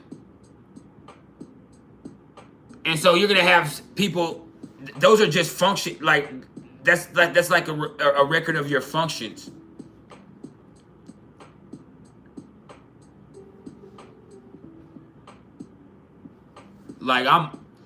As far as me, I'm very shy, but I'm not quiet. And once I come out of my shell, I'm not shy anymore either. But in new situations, I'm very shy, and I'm definitely an introvert, but I'm not shy, but I'm not quiet. So that, there's this thing where people be like, even my own uncle who's known me my whole life, he's like, bro, you're not an introvert. I'm like, I'm definitely an introvert. And people that know me now, of course, know I'm an introvert, especially with all my water placements and me having all of that. But with my Leo placements, I can be very boisterous. So I'm probably somewhere, and I don't remember my exact test, but I'm probably somewhere right on the spectrum of in the middle of introvert and extrovert, with me being just a little bit more introvert. Now, as far as intuition and sensing, I'm probably a lot more intuition than sensing.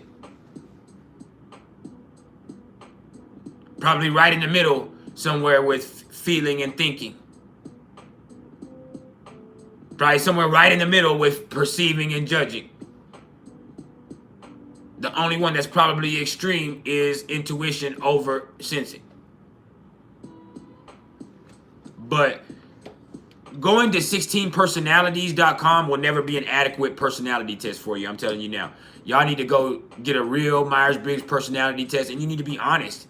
And that probably means you need to give it to yourself, not have somebody else give it to you.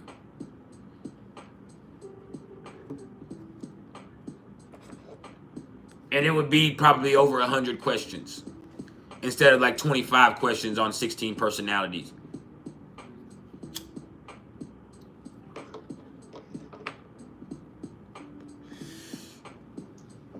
But yeah. So hey, the floor is now open for any questions y'all may have. For anybody that has any questions about the top 5 list that we have, if anybody has any ideas that they want to contribute to future top 5s, we can go about that. If anybody has any questions about their chart, I'm here. And if you ask a question and I miss it, you already know the deal. Just ask it again and I'll answer it. And if not, you can hit that super chat or the super thanks or the super whatever it's called, and I'll never miss your question. And then it will also be a fair energetic exchange. But that does not mean that I will ever ignore you, because I'm always going to do everything I can to help you regardless of whatever I get in return. All right. Now that that's straight.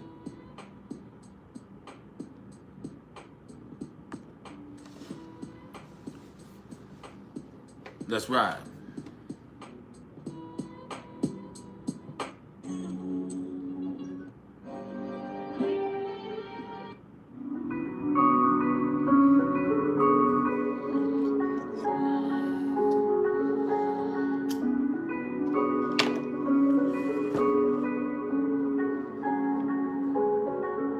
Damn, that bitch crooked at it.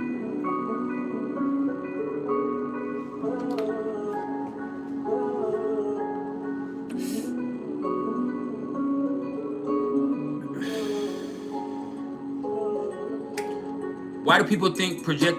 Why do I think people project onto people with Neptune in the first house? Because they can.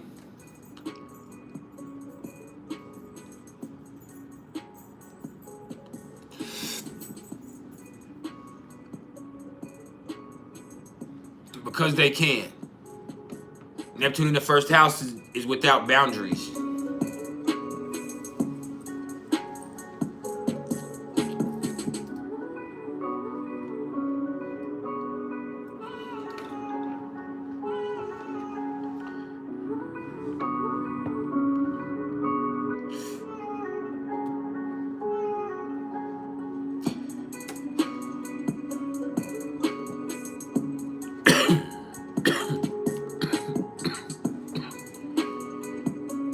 My son does too. My son does too. My son's a Pisces rising.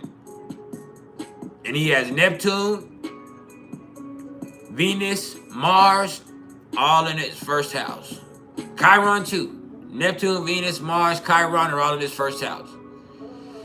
And then in his 12th house, he has his sun, Mercury, and Uranus. No, he has Uranus in the first house too, my son. I'm wrong. He has Uranus in the first house too. He has a 12th house and a first house stellium.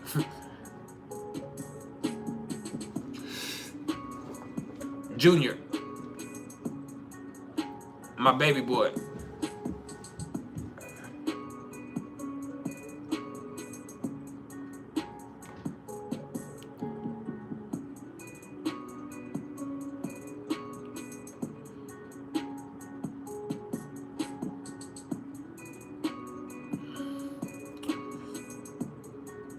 I mean, if you close the bathroom door, there's still a mirror in there. Isn't there reflection? If you close the bathroom door, there's still a mirror in there, is there not? So,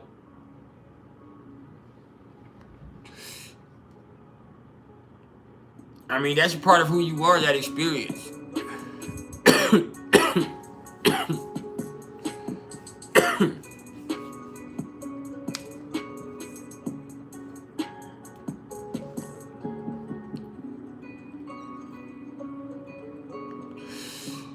See, when there's puddles on the ground, like some people see puddles, but other people go and look and see their reflection.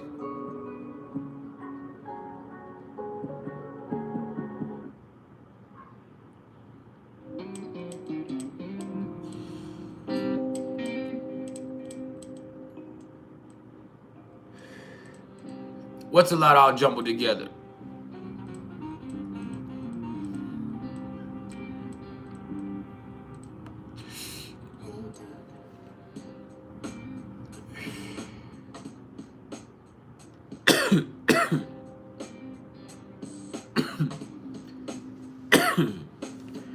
Thirteen Moon Lily, you said, what's the significance of Neptune retrograde conjunct Venus in Sagittarius?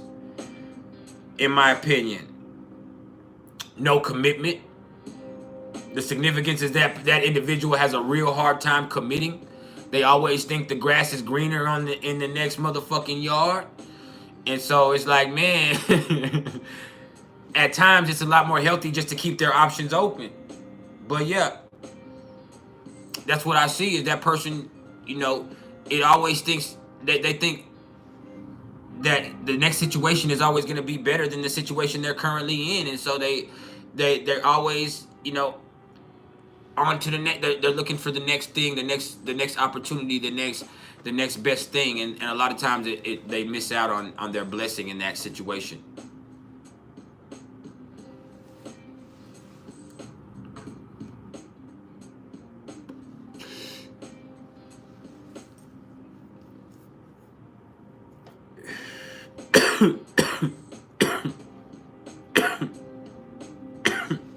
Oh yeah, my son. Yeah, he has that 12th house stellium and that all that shit going on. Yeah, he's a character for sure. You really never know who you're dealing with him. It's very interesting.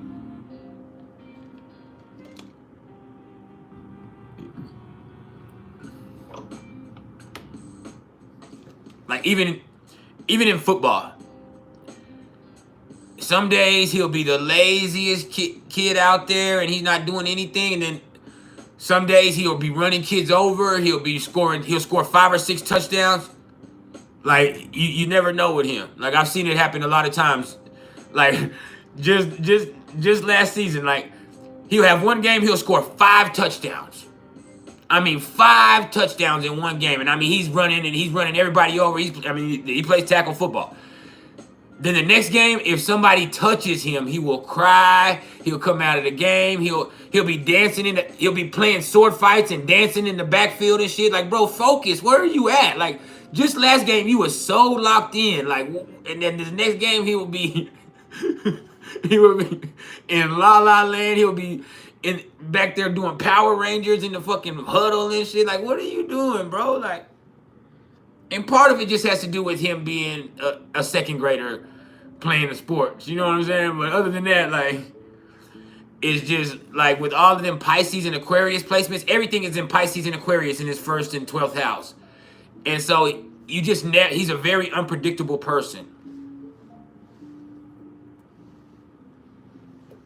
Like, he used to have the ladies at the bank thinking he was autistic for the first 4 or 5 years of his life. Like, bro. And there was nothing wrong. They would talk to him and he would just stare at him like that and not say nothing. And I would be so mad when we walk out, like, bro, why are you doing that? Like, why are you doing that? Why do you do that? Then people were talking to you like, don't embarrass me like that. Don't do that. Because, you know, I was raised in a different era. When grown folks talk to you, you speak. And so they be talking to him and he just be looking at him like, and he can talk just fine. He can talk just fine. He just would just stare and just act like he couldn't talk. Like as soon as we get around anybody.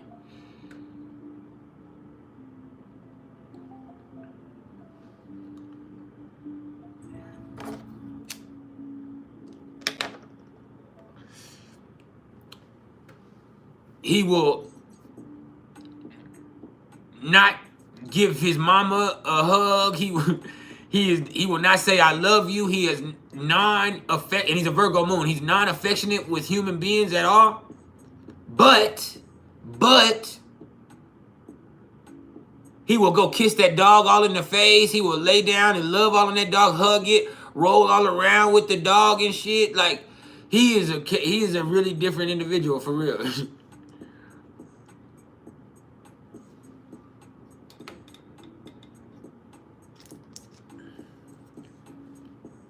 With them 12th house placements, if you bring him a hamburger, he'll...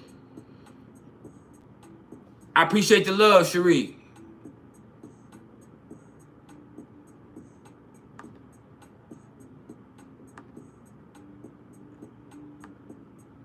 But yeah, he'll tap on it.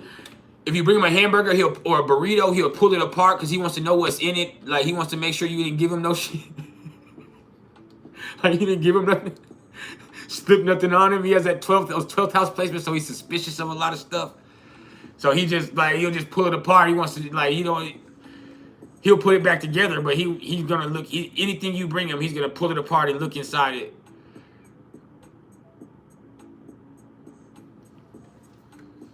Make sure you ain't trying to slip nothing on him. But then go down there and bend down and eat dog food.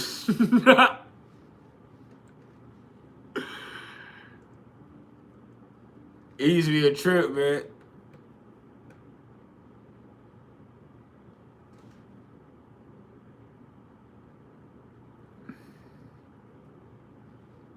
I remember my son was 4 years old. There would just be an ant or a beetle crawling, and he would just wham, grab it and just eat it.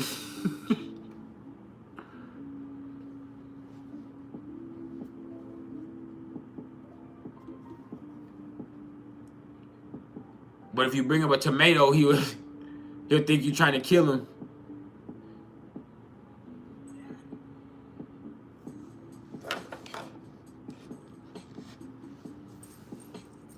He's a different character, man. I remember one time my baby was, and I'm gonna get off my kid after this because we need to answer some questions here. Hit me with the questions, man. But we're gonna be here for like another hour or so. But I remember one time my baby was sitting there and he was looking like he was deep in thought. And this is when we lived in Texas. So this is a few years ago. And so I'm looking at my son and I'm just watching him for a minute. And I walk around and say, hey, man, what are you thinking about? Like, what are you doing? And he said, you want to know what I'm thinking about? And I said, yes, Daddy. And he said, I'm thinking about going outside and killing a squirrel and eating it.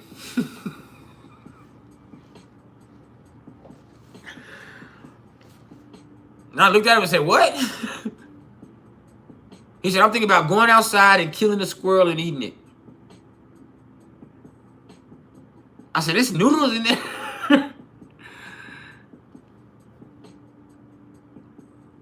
And I was just like, man, my brain don't operate like that. Like,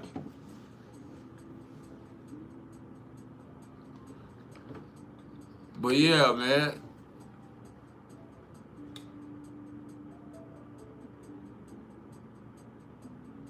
That's what like type of weird shit I deal with. Having a kid with all them Aquarius and Pisces placements.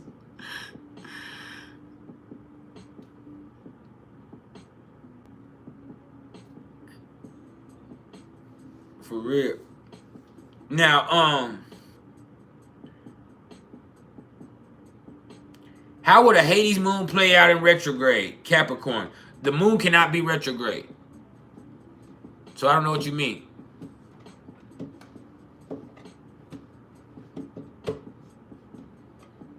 The moon doesn't retrograde.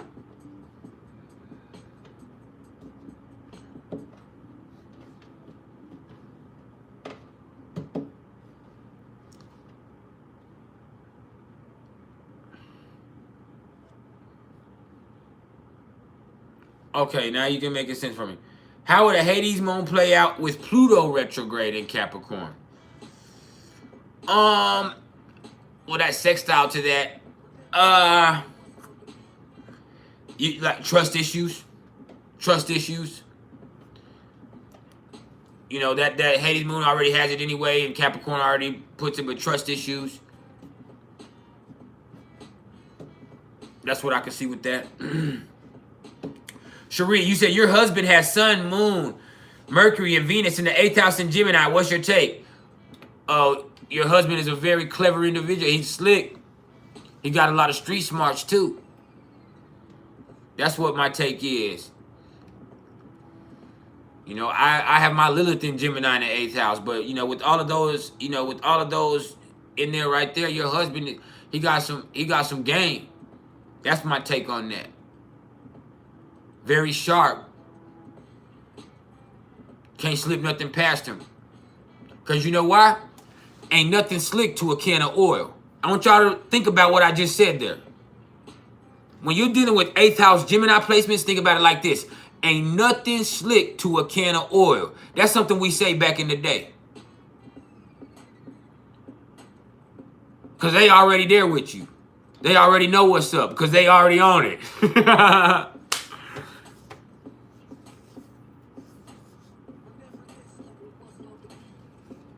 So with those 8th house Gemini placements, like you dealing with somebody who got a lot of, they got a lot of, they're very perceptive of their environment, of every situation. They're very quick in a crisis. They're they got a lot of game. Talk you out of your drawers. They're very great sexually. They have a lot of sexual energy to them. And they also nasty. They nasty. I am. What's that face for? And Cherie, what you laughing about? They nasty. 8th house Gemini people nasty.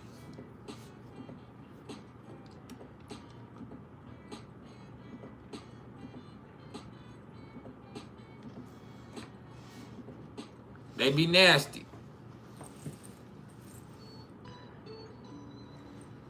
I know it.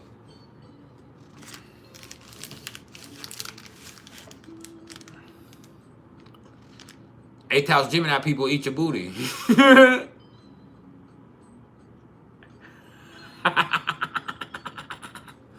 I'm not saying I am. I am. But yeah. Anyway. I got Charliclo, Chiron. I mean nasty. You just heard what I said.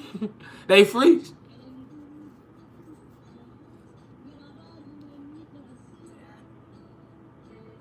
But they players. Look. Yeah, booty eating. Oh.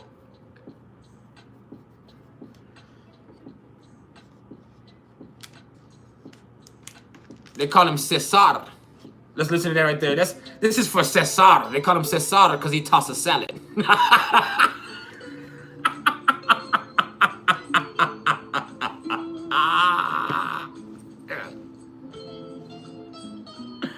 Hold on, I got you 13 Moon Lily. Hold on. Cesar. Anyway. That wasn't delayed. Maybe it was delayed on your, I don't know. But look. In Synastry, Jupiter conjunct Ascendant in the 12th. Would that interaction ever be forgotten or no? Because that person really, that not only was that life changing, that person is like a guardian angel in a certain way in your life. That person came into your life at just the right time or just at a really special point in that journey, to where that person you could never forget that person. There's just something spiritual goes on with that.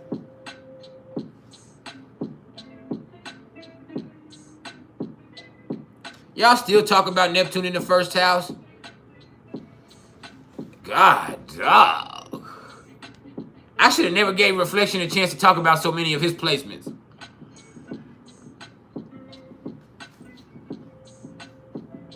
Air Lair, are you there?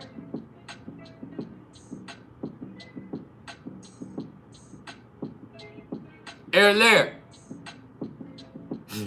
You might be creeping in there in the comments. I appreciate the love, Valerie. Valley. You don't like me calling you Valerie in front of people.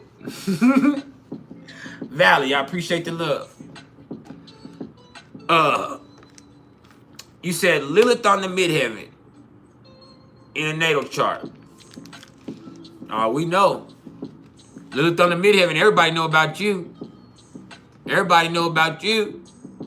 You got a bad reputation. Yeah, Lilith on the midheaven could probably mean you got a wild reputation. What's up, Nicholas? Nicholas.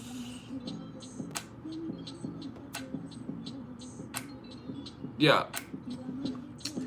Lilith on the midheaven might give you a bad reputation. No matter what really goes on, you might get, you might even have stuff where people make up stuff about you. It might not even be true.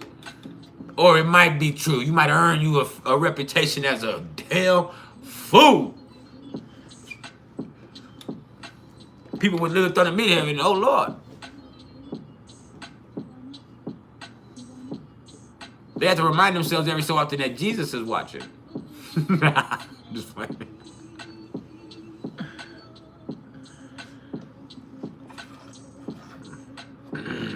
Astro Girl Quay. Nah, but all bullshit aside, Lilith on the midheaven could mean a lot of stuff. It could mean you have a lot of drive and ambition, but it also that you're relentless and that you'll do anything to get where you want to go. But it could also mean that you could develop a bad reputation, whether you earned it or not. So that it goes both ways with that. In all seriousness. Now, Astro Girl Quay, you said his moon in Capricorn is in your 5th house. Hey, that one right there probably ain't one of the best. It's, with his moon, his moon being in your 5th house would be a good thing, but his moon in Capricorn being in your 5th house, like, it's hard for him to open up or have fun or relax. That means it's hard. It's hard for one of y'all to relax in that situation.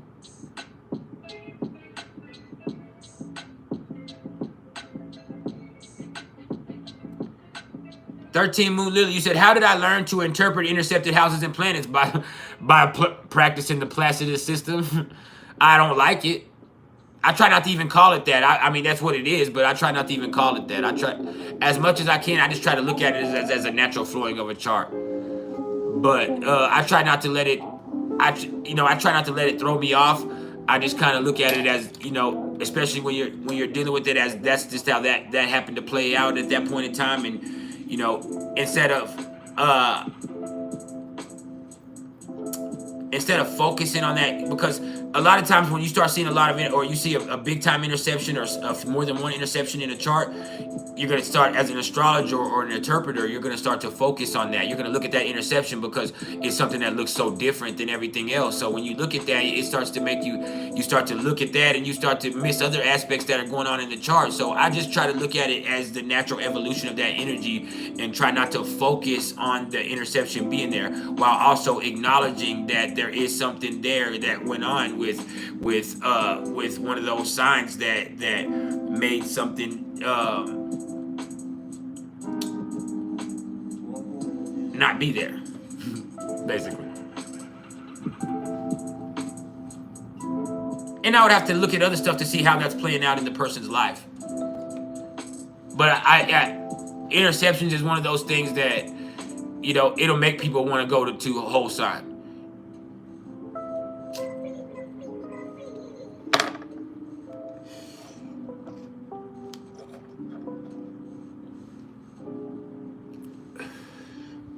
But I try not to focus on the interception. I look at it as a formality and not a defining thing within the chart. And that helps me understand everything else that's going on. If that makes sense. Does that make sense?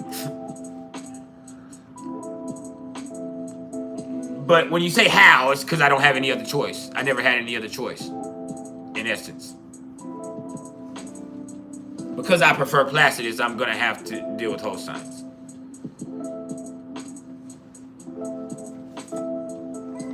You feel me? So that's cool on itself.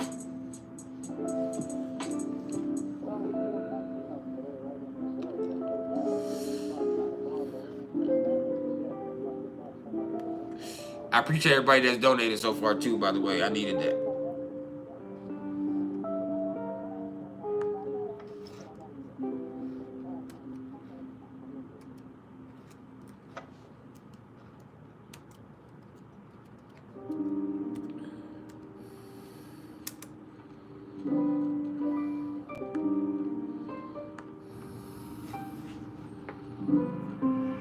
90.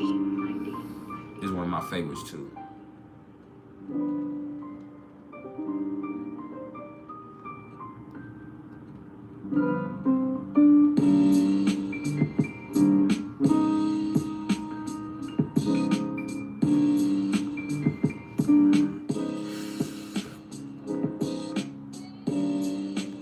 If I could pick any country to live in, which would it be, or would I stay in America? I would leave America, because I need health care.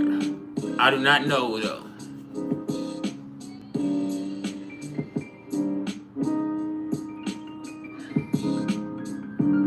I do not know. 90.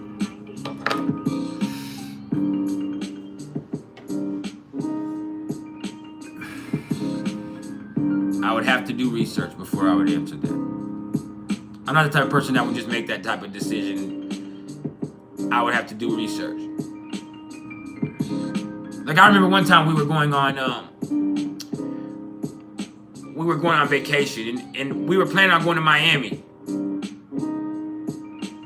But I started researching Miami and California, and I realized as much as I wanted to go to Miami, California would probably be a better option for me because of my habits.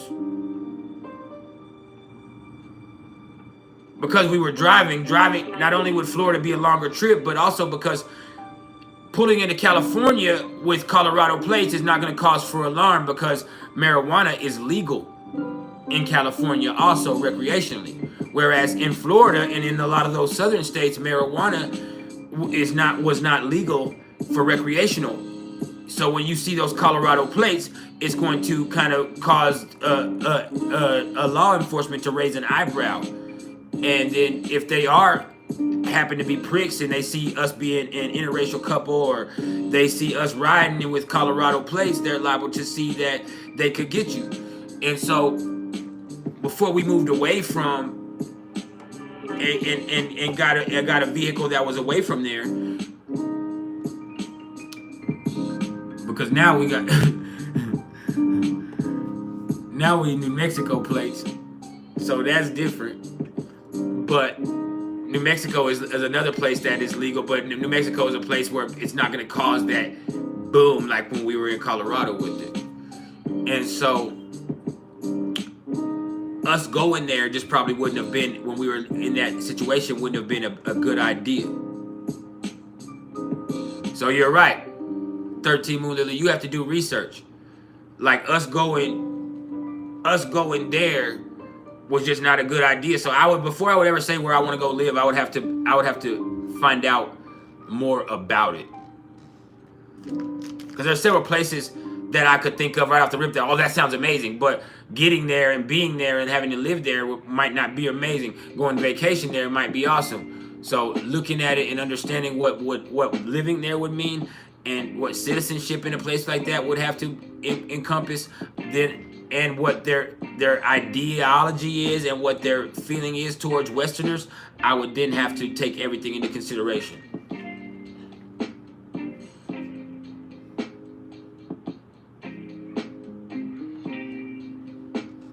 So yeah. Reflection, you said Capricorn Venus in the 4th house, sextile. Pisces Mars in the 6th house.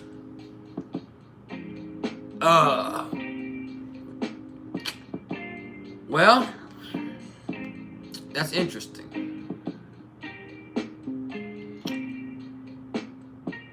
Well, that tells me, first of all, that you don't fool with everybody. And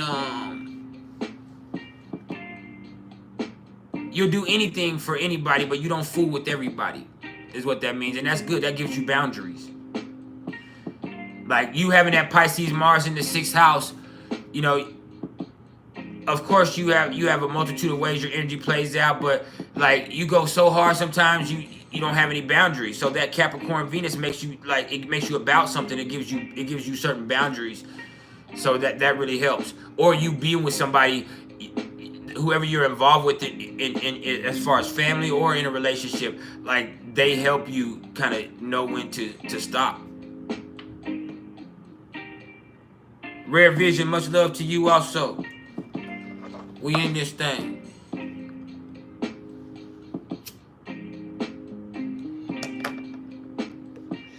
For real, in it.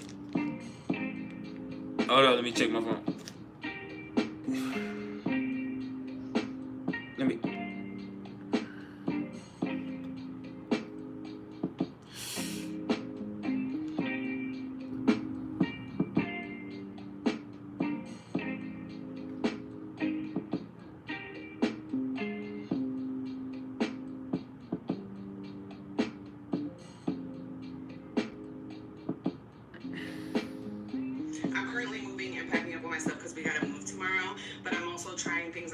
To see if they still fit, and I found this mustard dress, and well, Hey, hold on, my mustard. bad. This phone starts playing. Because There we go.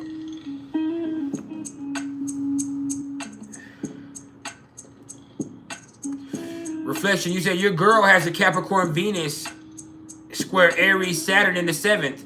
Explain, please. Your girl has a funky ass attitude. She's about business, and she's there for you. She's dependable and shit. She knows she's married mature, but your girl has a funky ass attitude, bro. She'll piss you off.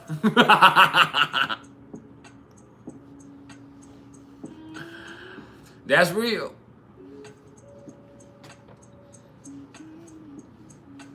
She will piss you off.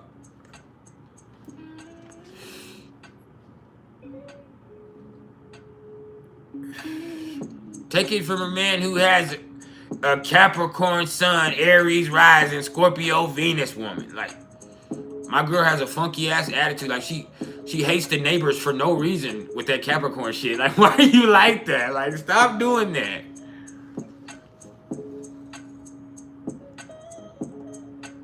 She don't even like the neighbors' kids. I love my wife. She don't even like the neighbors' kids. Like, why you got an attitude like that? Like,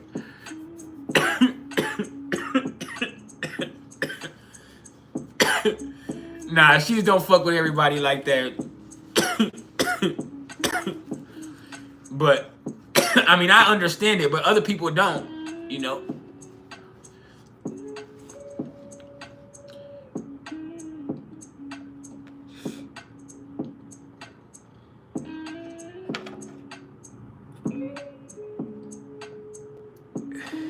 Like, one time we were leaving Taco Bell. It might have been Chick-fil-A or Taco Bell, but they had the bag out the window, and when we went by, she just snatched the bag out of the lady's hand. She just snatched it real hard, and I got mad because I'm a Libra rising. I do it a lot anyway. I'm like, hey man, why you do that? I'm like, man, why you snatch that fucking bag like that? And she looked at me and said, why she fucking hold the bag out like that, like we're some kind of fucking dogs or something. I'm like, all right, man, like nobody, like, come on, man, nobody was.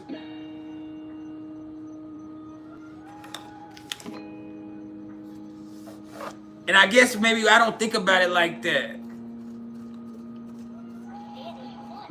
I don't think, but you know, there's certain stuff that people with those Capricorn and Aries placements take as disrespect. That's them. That's their boundaries. That's what you have to respect. That's the truth. Like, people with those placements like that, like, that's them. Like, they have certain boundaries that's awesome in a certain way. But in other ways, like, that's just that's their way of protecting themselves. Especially when they have Pisces Mars, because mine has a Pisces Mars too.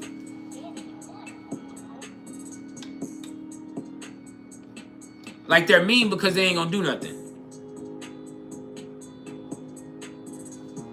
Yeah, but at the end of the day, they got the attitude they're mean because they ain't gonna do nothing. They ain't gonna, they're nice.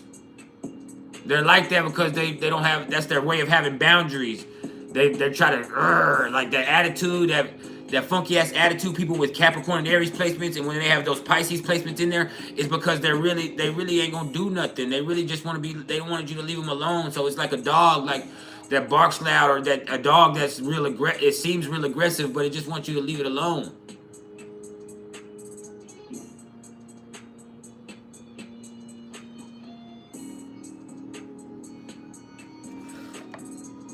That's how Capricorn is in general a lot of the times. Capricorns aren't really, they're really not mean. They just don't want to be, they don't want you to try to take them for granted or push over them or do anything. So that's how a lot of people with Capricorn placements are. Like, it's not because they're really hateful people. It's not. It's because they really will do anything for people, and they really don't like people knowing that. Like, they don't like that sensitivity being used against them. So they really fucking try to make sure that you don't ever see that sensitivity. They try to make themselves invulnerable.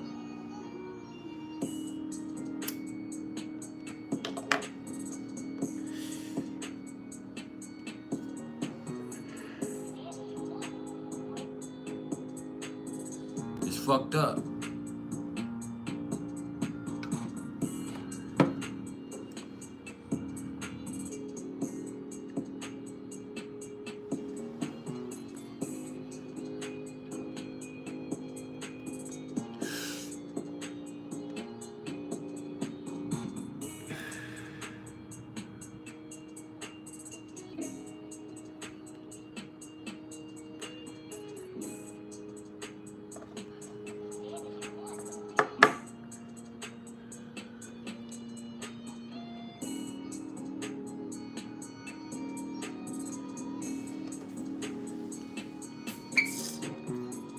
Any more questions?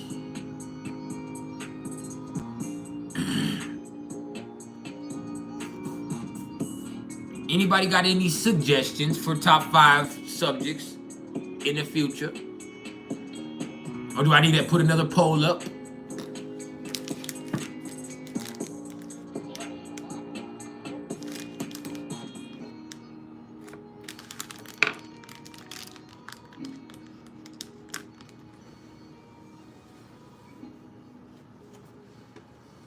All right, I'll do a poll soon.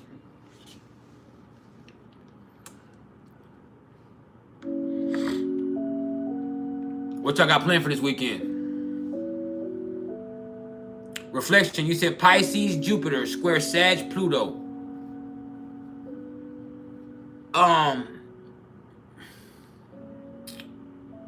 Well, Jupiter square Pluto means, you know,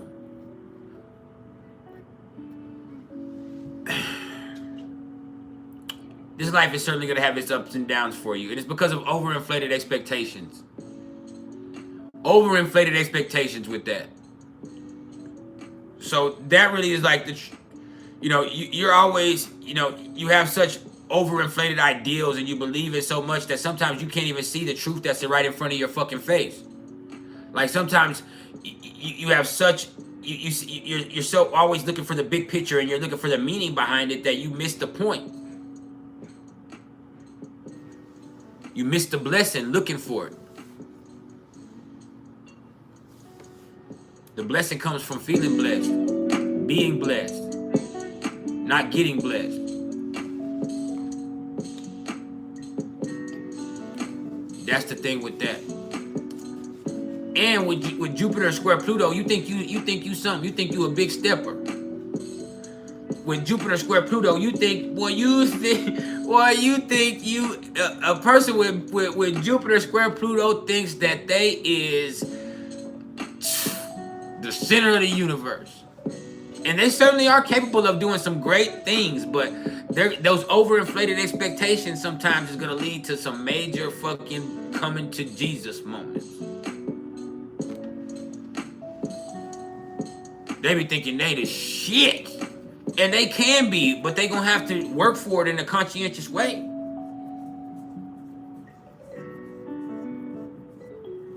Now, Jupiter trine to Pluto is the shit. Jupiter trine Pluto is somebody of consequence in this world. Jupiter trine Pluto means they carry weight. Them the big dogs. You want to stomp with the big dogs. That's Jupiter trine Pluto. Jupiter trine Pluto are people who just they know how to turn situations to their favor. Naturally. Even when they fuck up. Here's the thing with Jupiter trine Pluto. Even when they fuck up, even when they make a mistake, even when they take shit too far, it's like they never see the worst. It's like they just learned the lesson, and that lesson ends up being a blessing, so they just keep on fucking trucking and getting more motherfucking powerful and more knowledgeable and more fucking awesome. Like, Jupiter trine Pluto people are fucking awesome. Like, so fucking awesome, you gotta be like, get your awesome ass out my motherfucking face. Like, I hate awesome people like you. Like, my life fucking... Like, I almost had Jupiter trine Pluto. Almost. Instead, I got Moon trine Pluto, Sun trine Pluto. Them are great. But what about Jupiter, man? I want fucking Jupiter.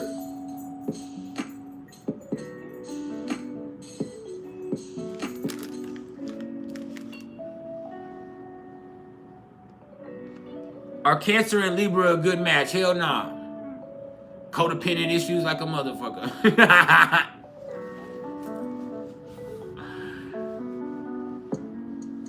Manipulative codependency at its finest. Libra lying and Cancer want to be lied to.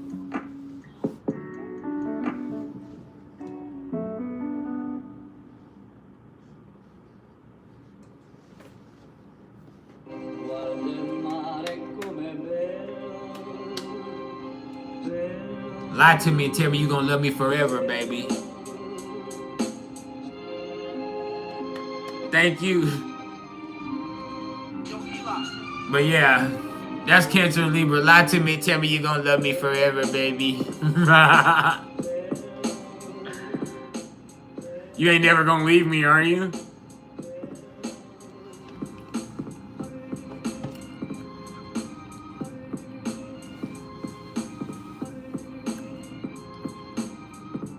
As a Cancer, Libras be looking real good to me, but I know that shit is not going to end up feeling good.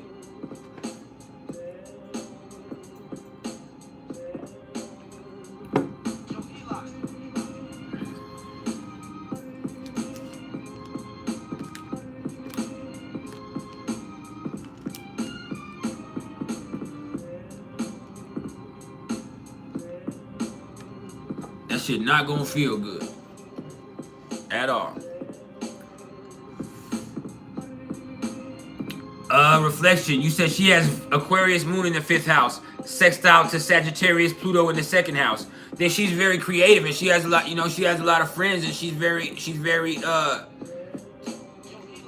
brilliant. So she can make a lot of money. She's gonna come from rags to riches. She's gonna come up one day.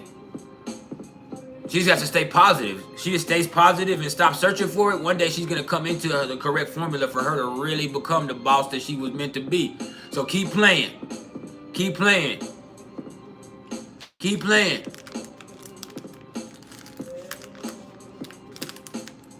You're going to go from a reflection to a mirage, boy. Now, Sophia, how are you doing? Sophia. You said Venus and Lilith both in the 8th house. Oh my. Lilith and Venus in the 8th house. Well, you know, you went through some deep shit, so you really only are into deep shit. I don't want to get into it because I don't want to get into your personal business, but yes, being a Scorpio, you've been through some deep shit, so you really are only into deep shit. And you know, you're very sexual in your way, but you also have intimacy issues. You are very sexual, but you have a problem really opening up and being intimate with people. Sometimes you would rather give into a sexual need than open up and be vulnerable with your feelings. And that's something that you would have to deal with because of that Lilith. And so, you know, as somebody else who has Lilith in the 8th house, like myself, I have Lilith in the 8th house. Like, I just know that, you know, a lot of it has to do with the abuse and the inappropriateness that I experienced as a youngster.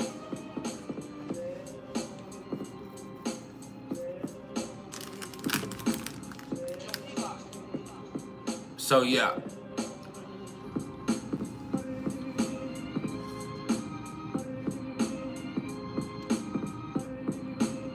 It's kind of like that.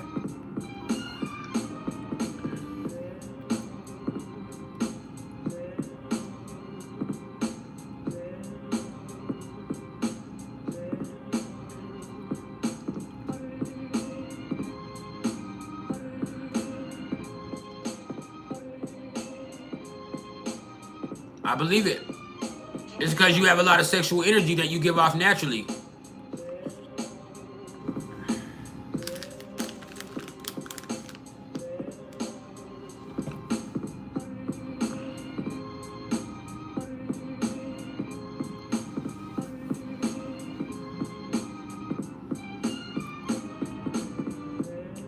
Did I miss anybody else's question? No?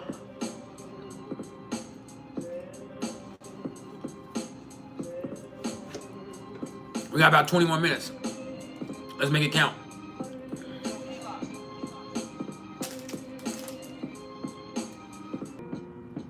Hey, y'all, if this cuts out again, I might have to cut it short. I don't know what's going on with the signal, but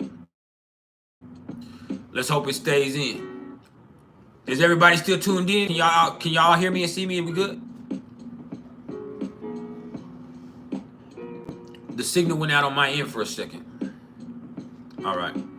Well, if it cuts out again, we'll have to cut it short, which we ain't cutting it short. We've already been here for almost 3 hours, but. And then I'll be back next Wednesday. No, I won't be back Wednesday. Yeah, I will. Next Wednesday. The 26th.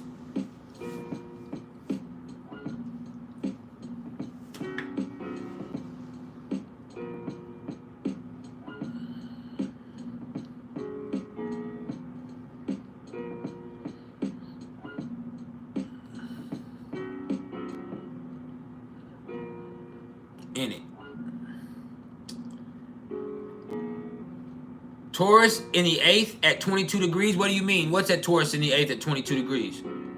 13 moon Lily. Because we have Uranus at 22 degrees of Taurus right now. So you might have some unexpected freaky shit about to happen to you. You got to be open and receptive to it. Let that freak off the leash.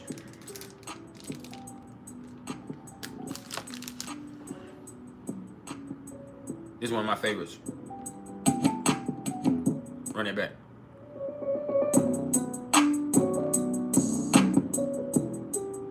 That piano be pounding.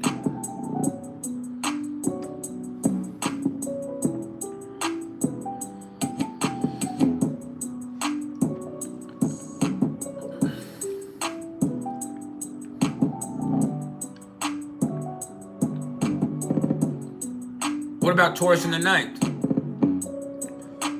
That's that foreign money. That's Bin Laden money.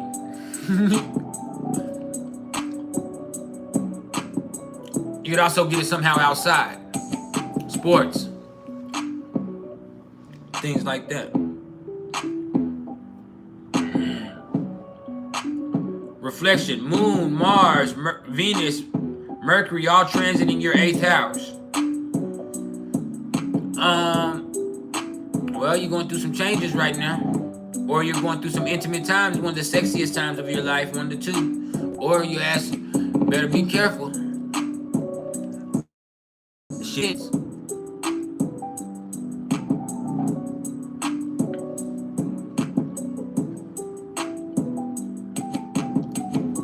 A grand cross in water.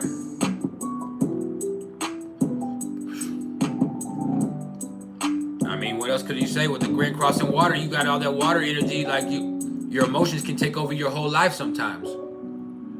Sometimes your feelings can take over the whole situation, no matter what else is going on. So you have to be careful. Find the appropriate channel for all of that.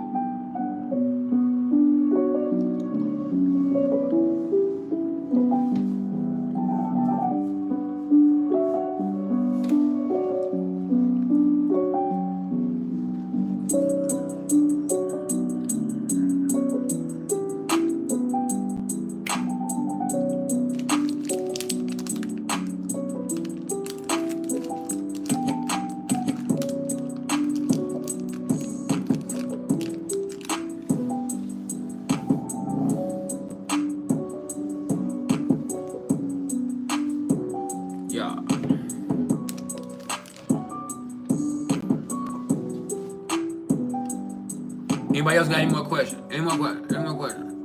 Do I have precognitive dreams like seeing the future? I don't, but I don't have Neptune in the first house.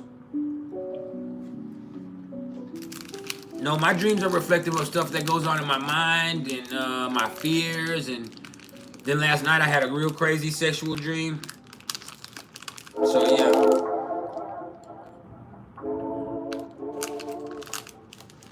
Can a Chiron or Ceres placement be a part of a grand trine? No. Only planets, yeah, or angles.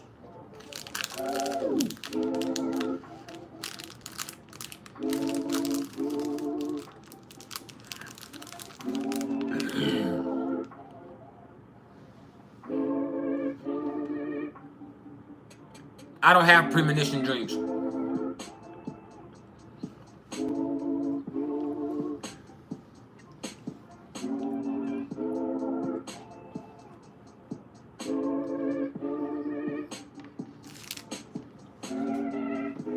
Last night I had some weird freaky shit.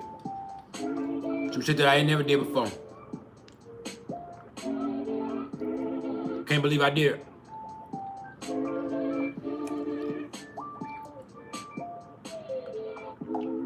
I don't understand why my mind went there either.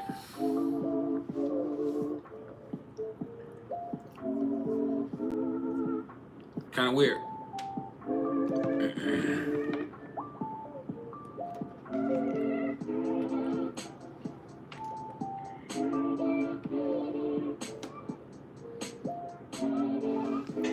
It's fat. You know what I'm saying?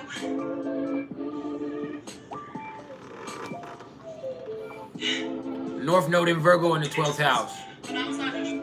Getting your mental health right is everything in your life. Even more than your physical health, getting your mental health right would make everything else right for you. You got to get real, and that means getting real with yourself. Stop doing everything for everybody else. Develop boundaries. Getting your mental health right. Getting your habits right.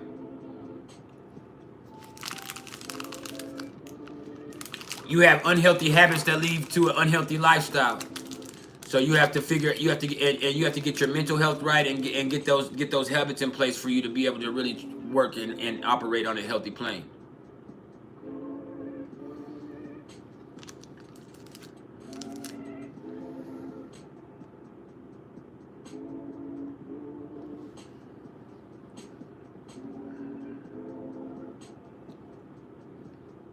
It's the truth. My mama had a Virgo North Node, and she passed away from her health issues. Because sit a drink on that thing, you know? No, my mama had a Leo North Node, Pluto and Virgo. You can sit a whole bottle I was wrong. on that. I was wrong. My sister What'd you say? No. and my daughter have Virgo North Nodes. She's part of me. I'm part of her. What? Look, but don't look at. Stop. I know. Look, but don't look. Look at, I'm not so looking.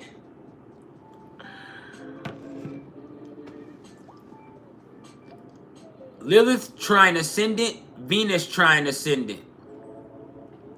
I mean, you got a lot of sex appeal. You're a very sexy person. You got that sauce. For real. I mean, I don't even need to elaborate any further on that. Now, 13 Moon Lily, you said You're a Virgo rising in sidereal, Scorpio rising progress. Me too. Me too. That's where I'm at right now too. Not real fond of it.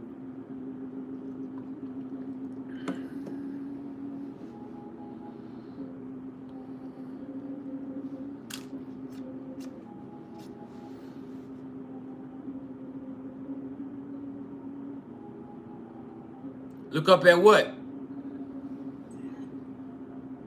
Was there something above me? Don't scare me. What was above me?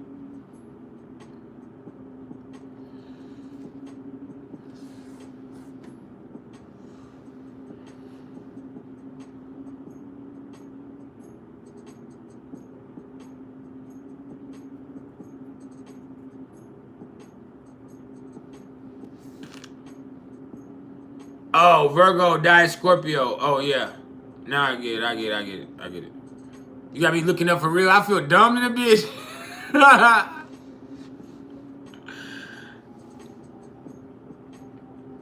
That was my blonde moment. Fuck you, reflection.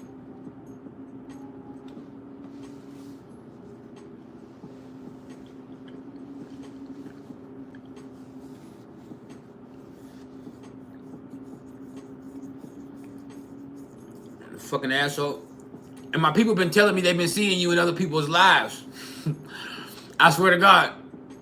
My people been telling me they've been seeing you in other people's lives, reflection.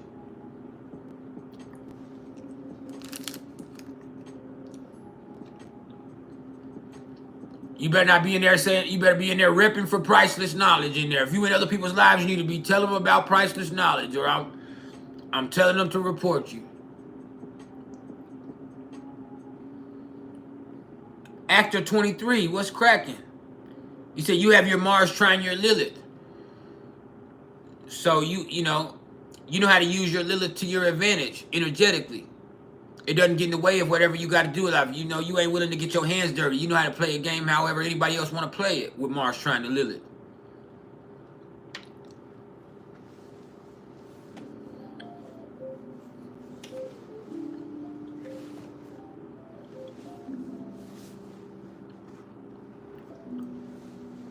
Y'all had to excuse me. There was this big ass chocolate chip cookie sitting right here, and I just couldn't keep from eating it. It's one of the few things that I can eat that don't fuck with me, so I love it. And I'm high in the motherfucker.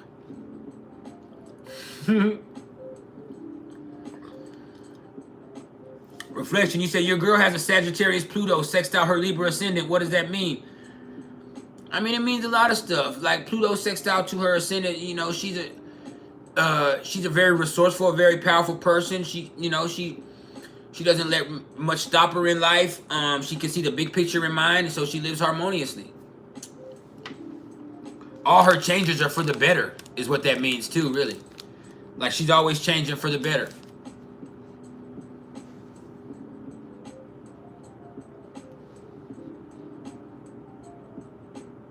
It could also mean that she's attracted to haters.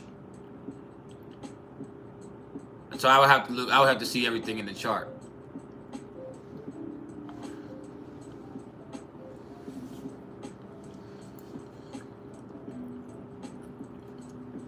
They've been seeing you in the other lives, fool. They've been seeing you.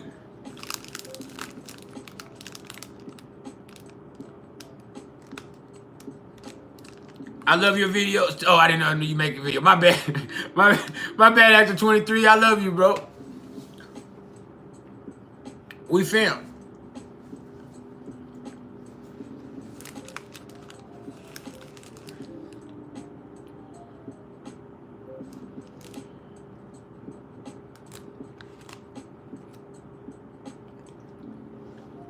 Yeah, we know you collecting knowledge. You in everybody else's lives.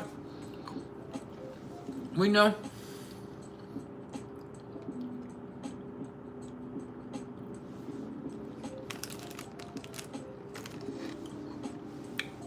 You might be up to something. When you gonna start your channel? You already done ran my homeboy. You ran my homeboy Air Lair off. Erlair! Erlair! Are you there?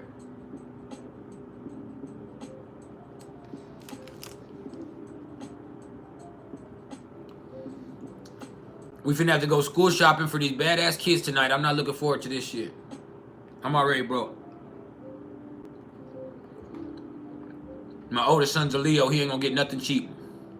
He don't even see cheap shit.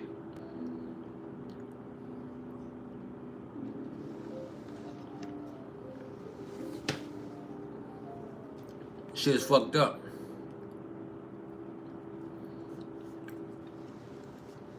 Going into high school, so he can't be fucked up. Head big as hell.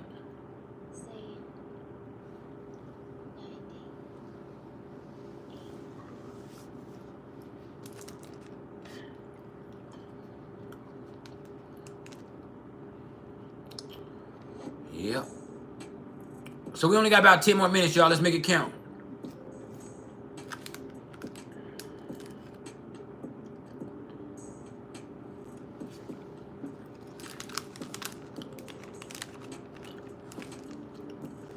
Send me something to my Cash App. I'm gonna have to beg like everybody else on Facebook. I'm gonna have to post my Cash App. That's a principle I will never do. But for real though, help me with your goddamn school clothes. I'm trying not to strip.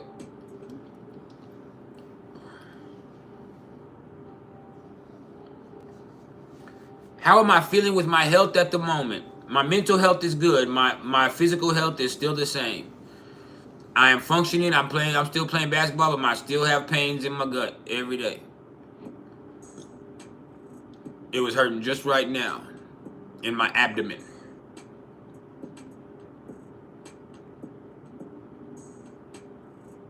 It's not constant, but it happens. Sharp pains throughout my abdomen throughout the day that move around to different places.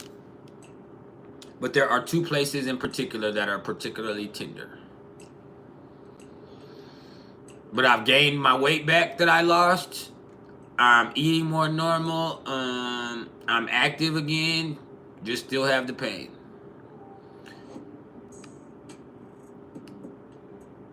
And I cannot get insurance. I don't even want to talk about it because I'm in a good mood. But I can't get insurance until next year. To the beginning of the year.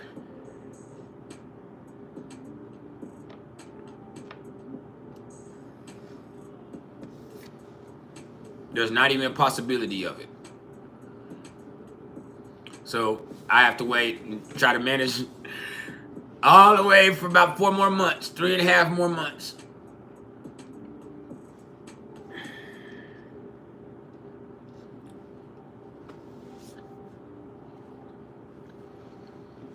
But I'm gonna be all right. I'm smiling. This is what it is.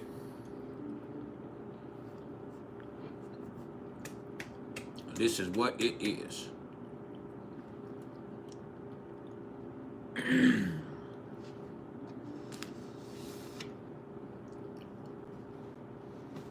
So yeah.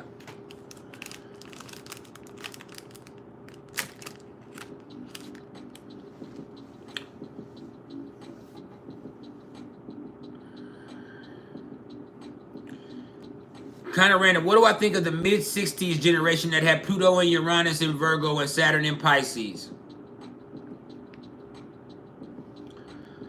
I don't know.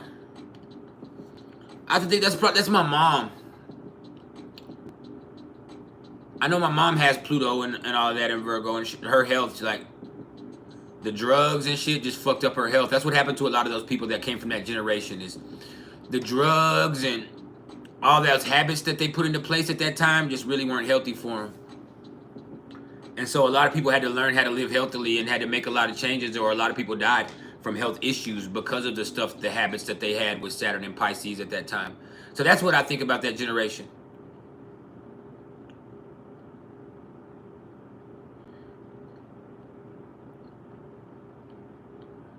When getting into a business partnership with placements, what placement should you look out for in Synastry? I would look for positive contacts between Venus and Jupiter. I would look for positive moon contacts because you can be comfortable with each other. I would look for Saturn and Venus in positive ways because it can last a long time and it's something that y'all could work on. I would look for North Node contacts always with everything because that means that it was something that's destined to work in a certain way. So I would look at all of that.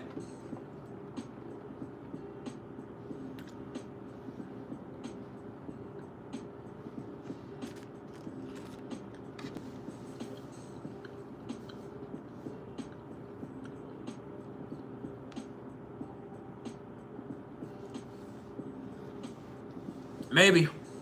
I've been thinking about exploring CBD. I said it's not constant. It doesn't feel about better. It's just whatever it is. Whether it be ulcers, I'm not taking enough omeprazole to really heal an ulcer. You'd have to take a lot higher dose that requires me to go to a doctor, which I can't afford right this moment. And then, there's other stuff going on. But I don't even want to think about that.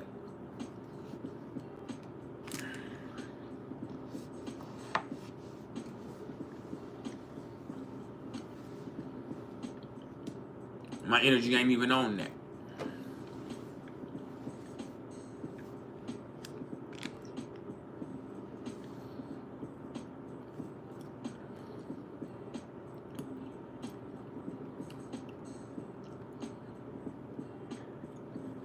I feel excellent for the most part. Just those minor pains and the fear of those pains.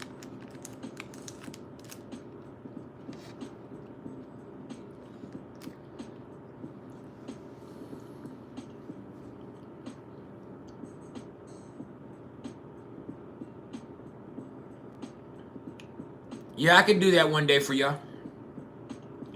Reflection, your girl has Chiron and Scorpio in the second house. What does that mean? That means a lot. It could mean that she went through abuse. It could mean that she uses people because she only sees things, she has a fucked up self-worth because of how she feels about herself, because of abuse or because of money situations when she was younger. There's a lot there. She might fear being in poverty and having to compromise herself in any way. So there's a lot of stuff that goes there to where she's gonna do whatever she can to keep from being broke. So she has to learn how to value herself more and not be willing to sacrifice her dignity in order to keep from going into major financial stuff. That's a very deep placement.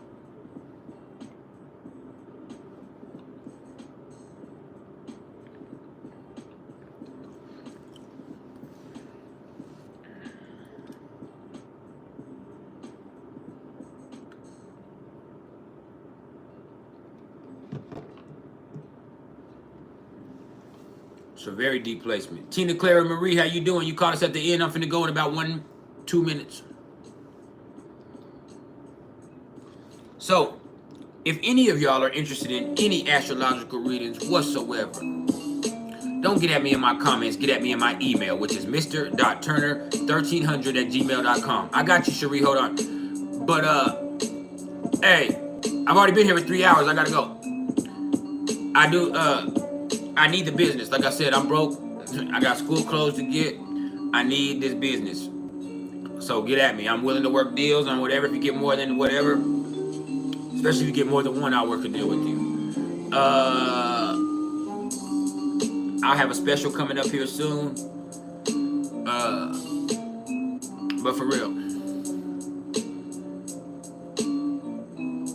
fuck with me. Yeah, 13 Moon Lily. You don't forget that you can get a reading half price for somebody.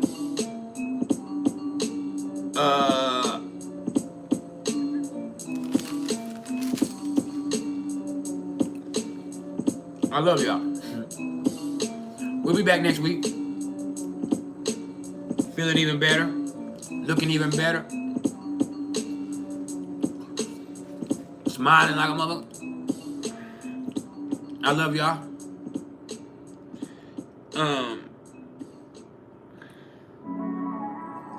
Yeah.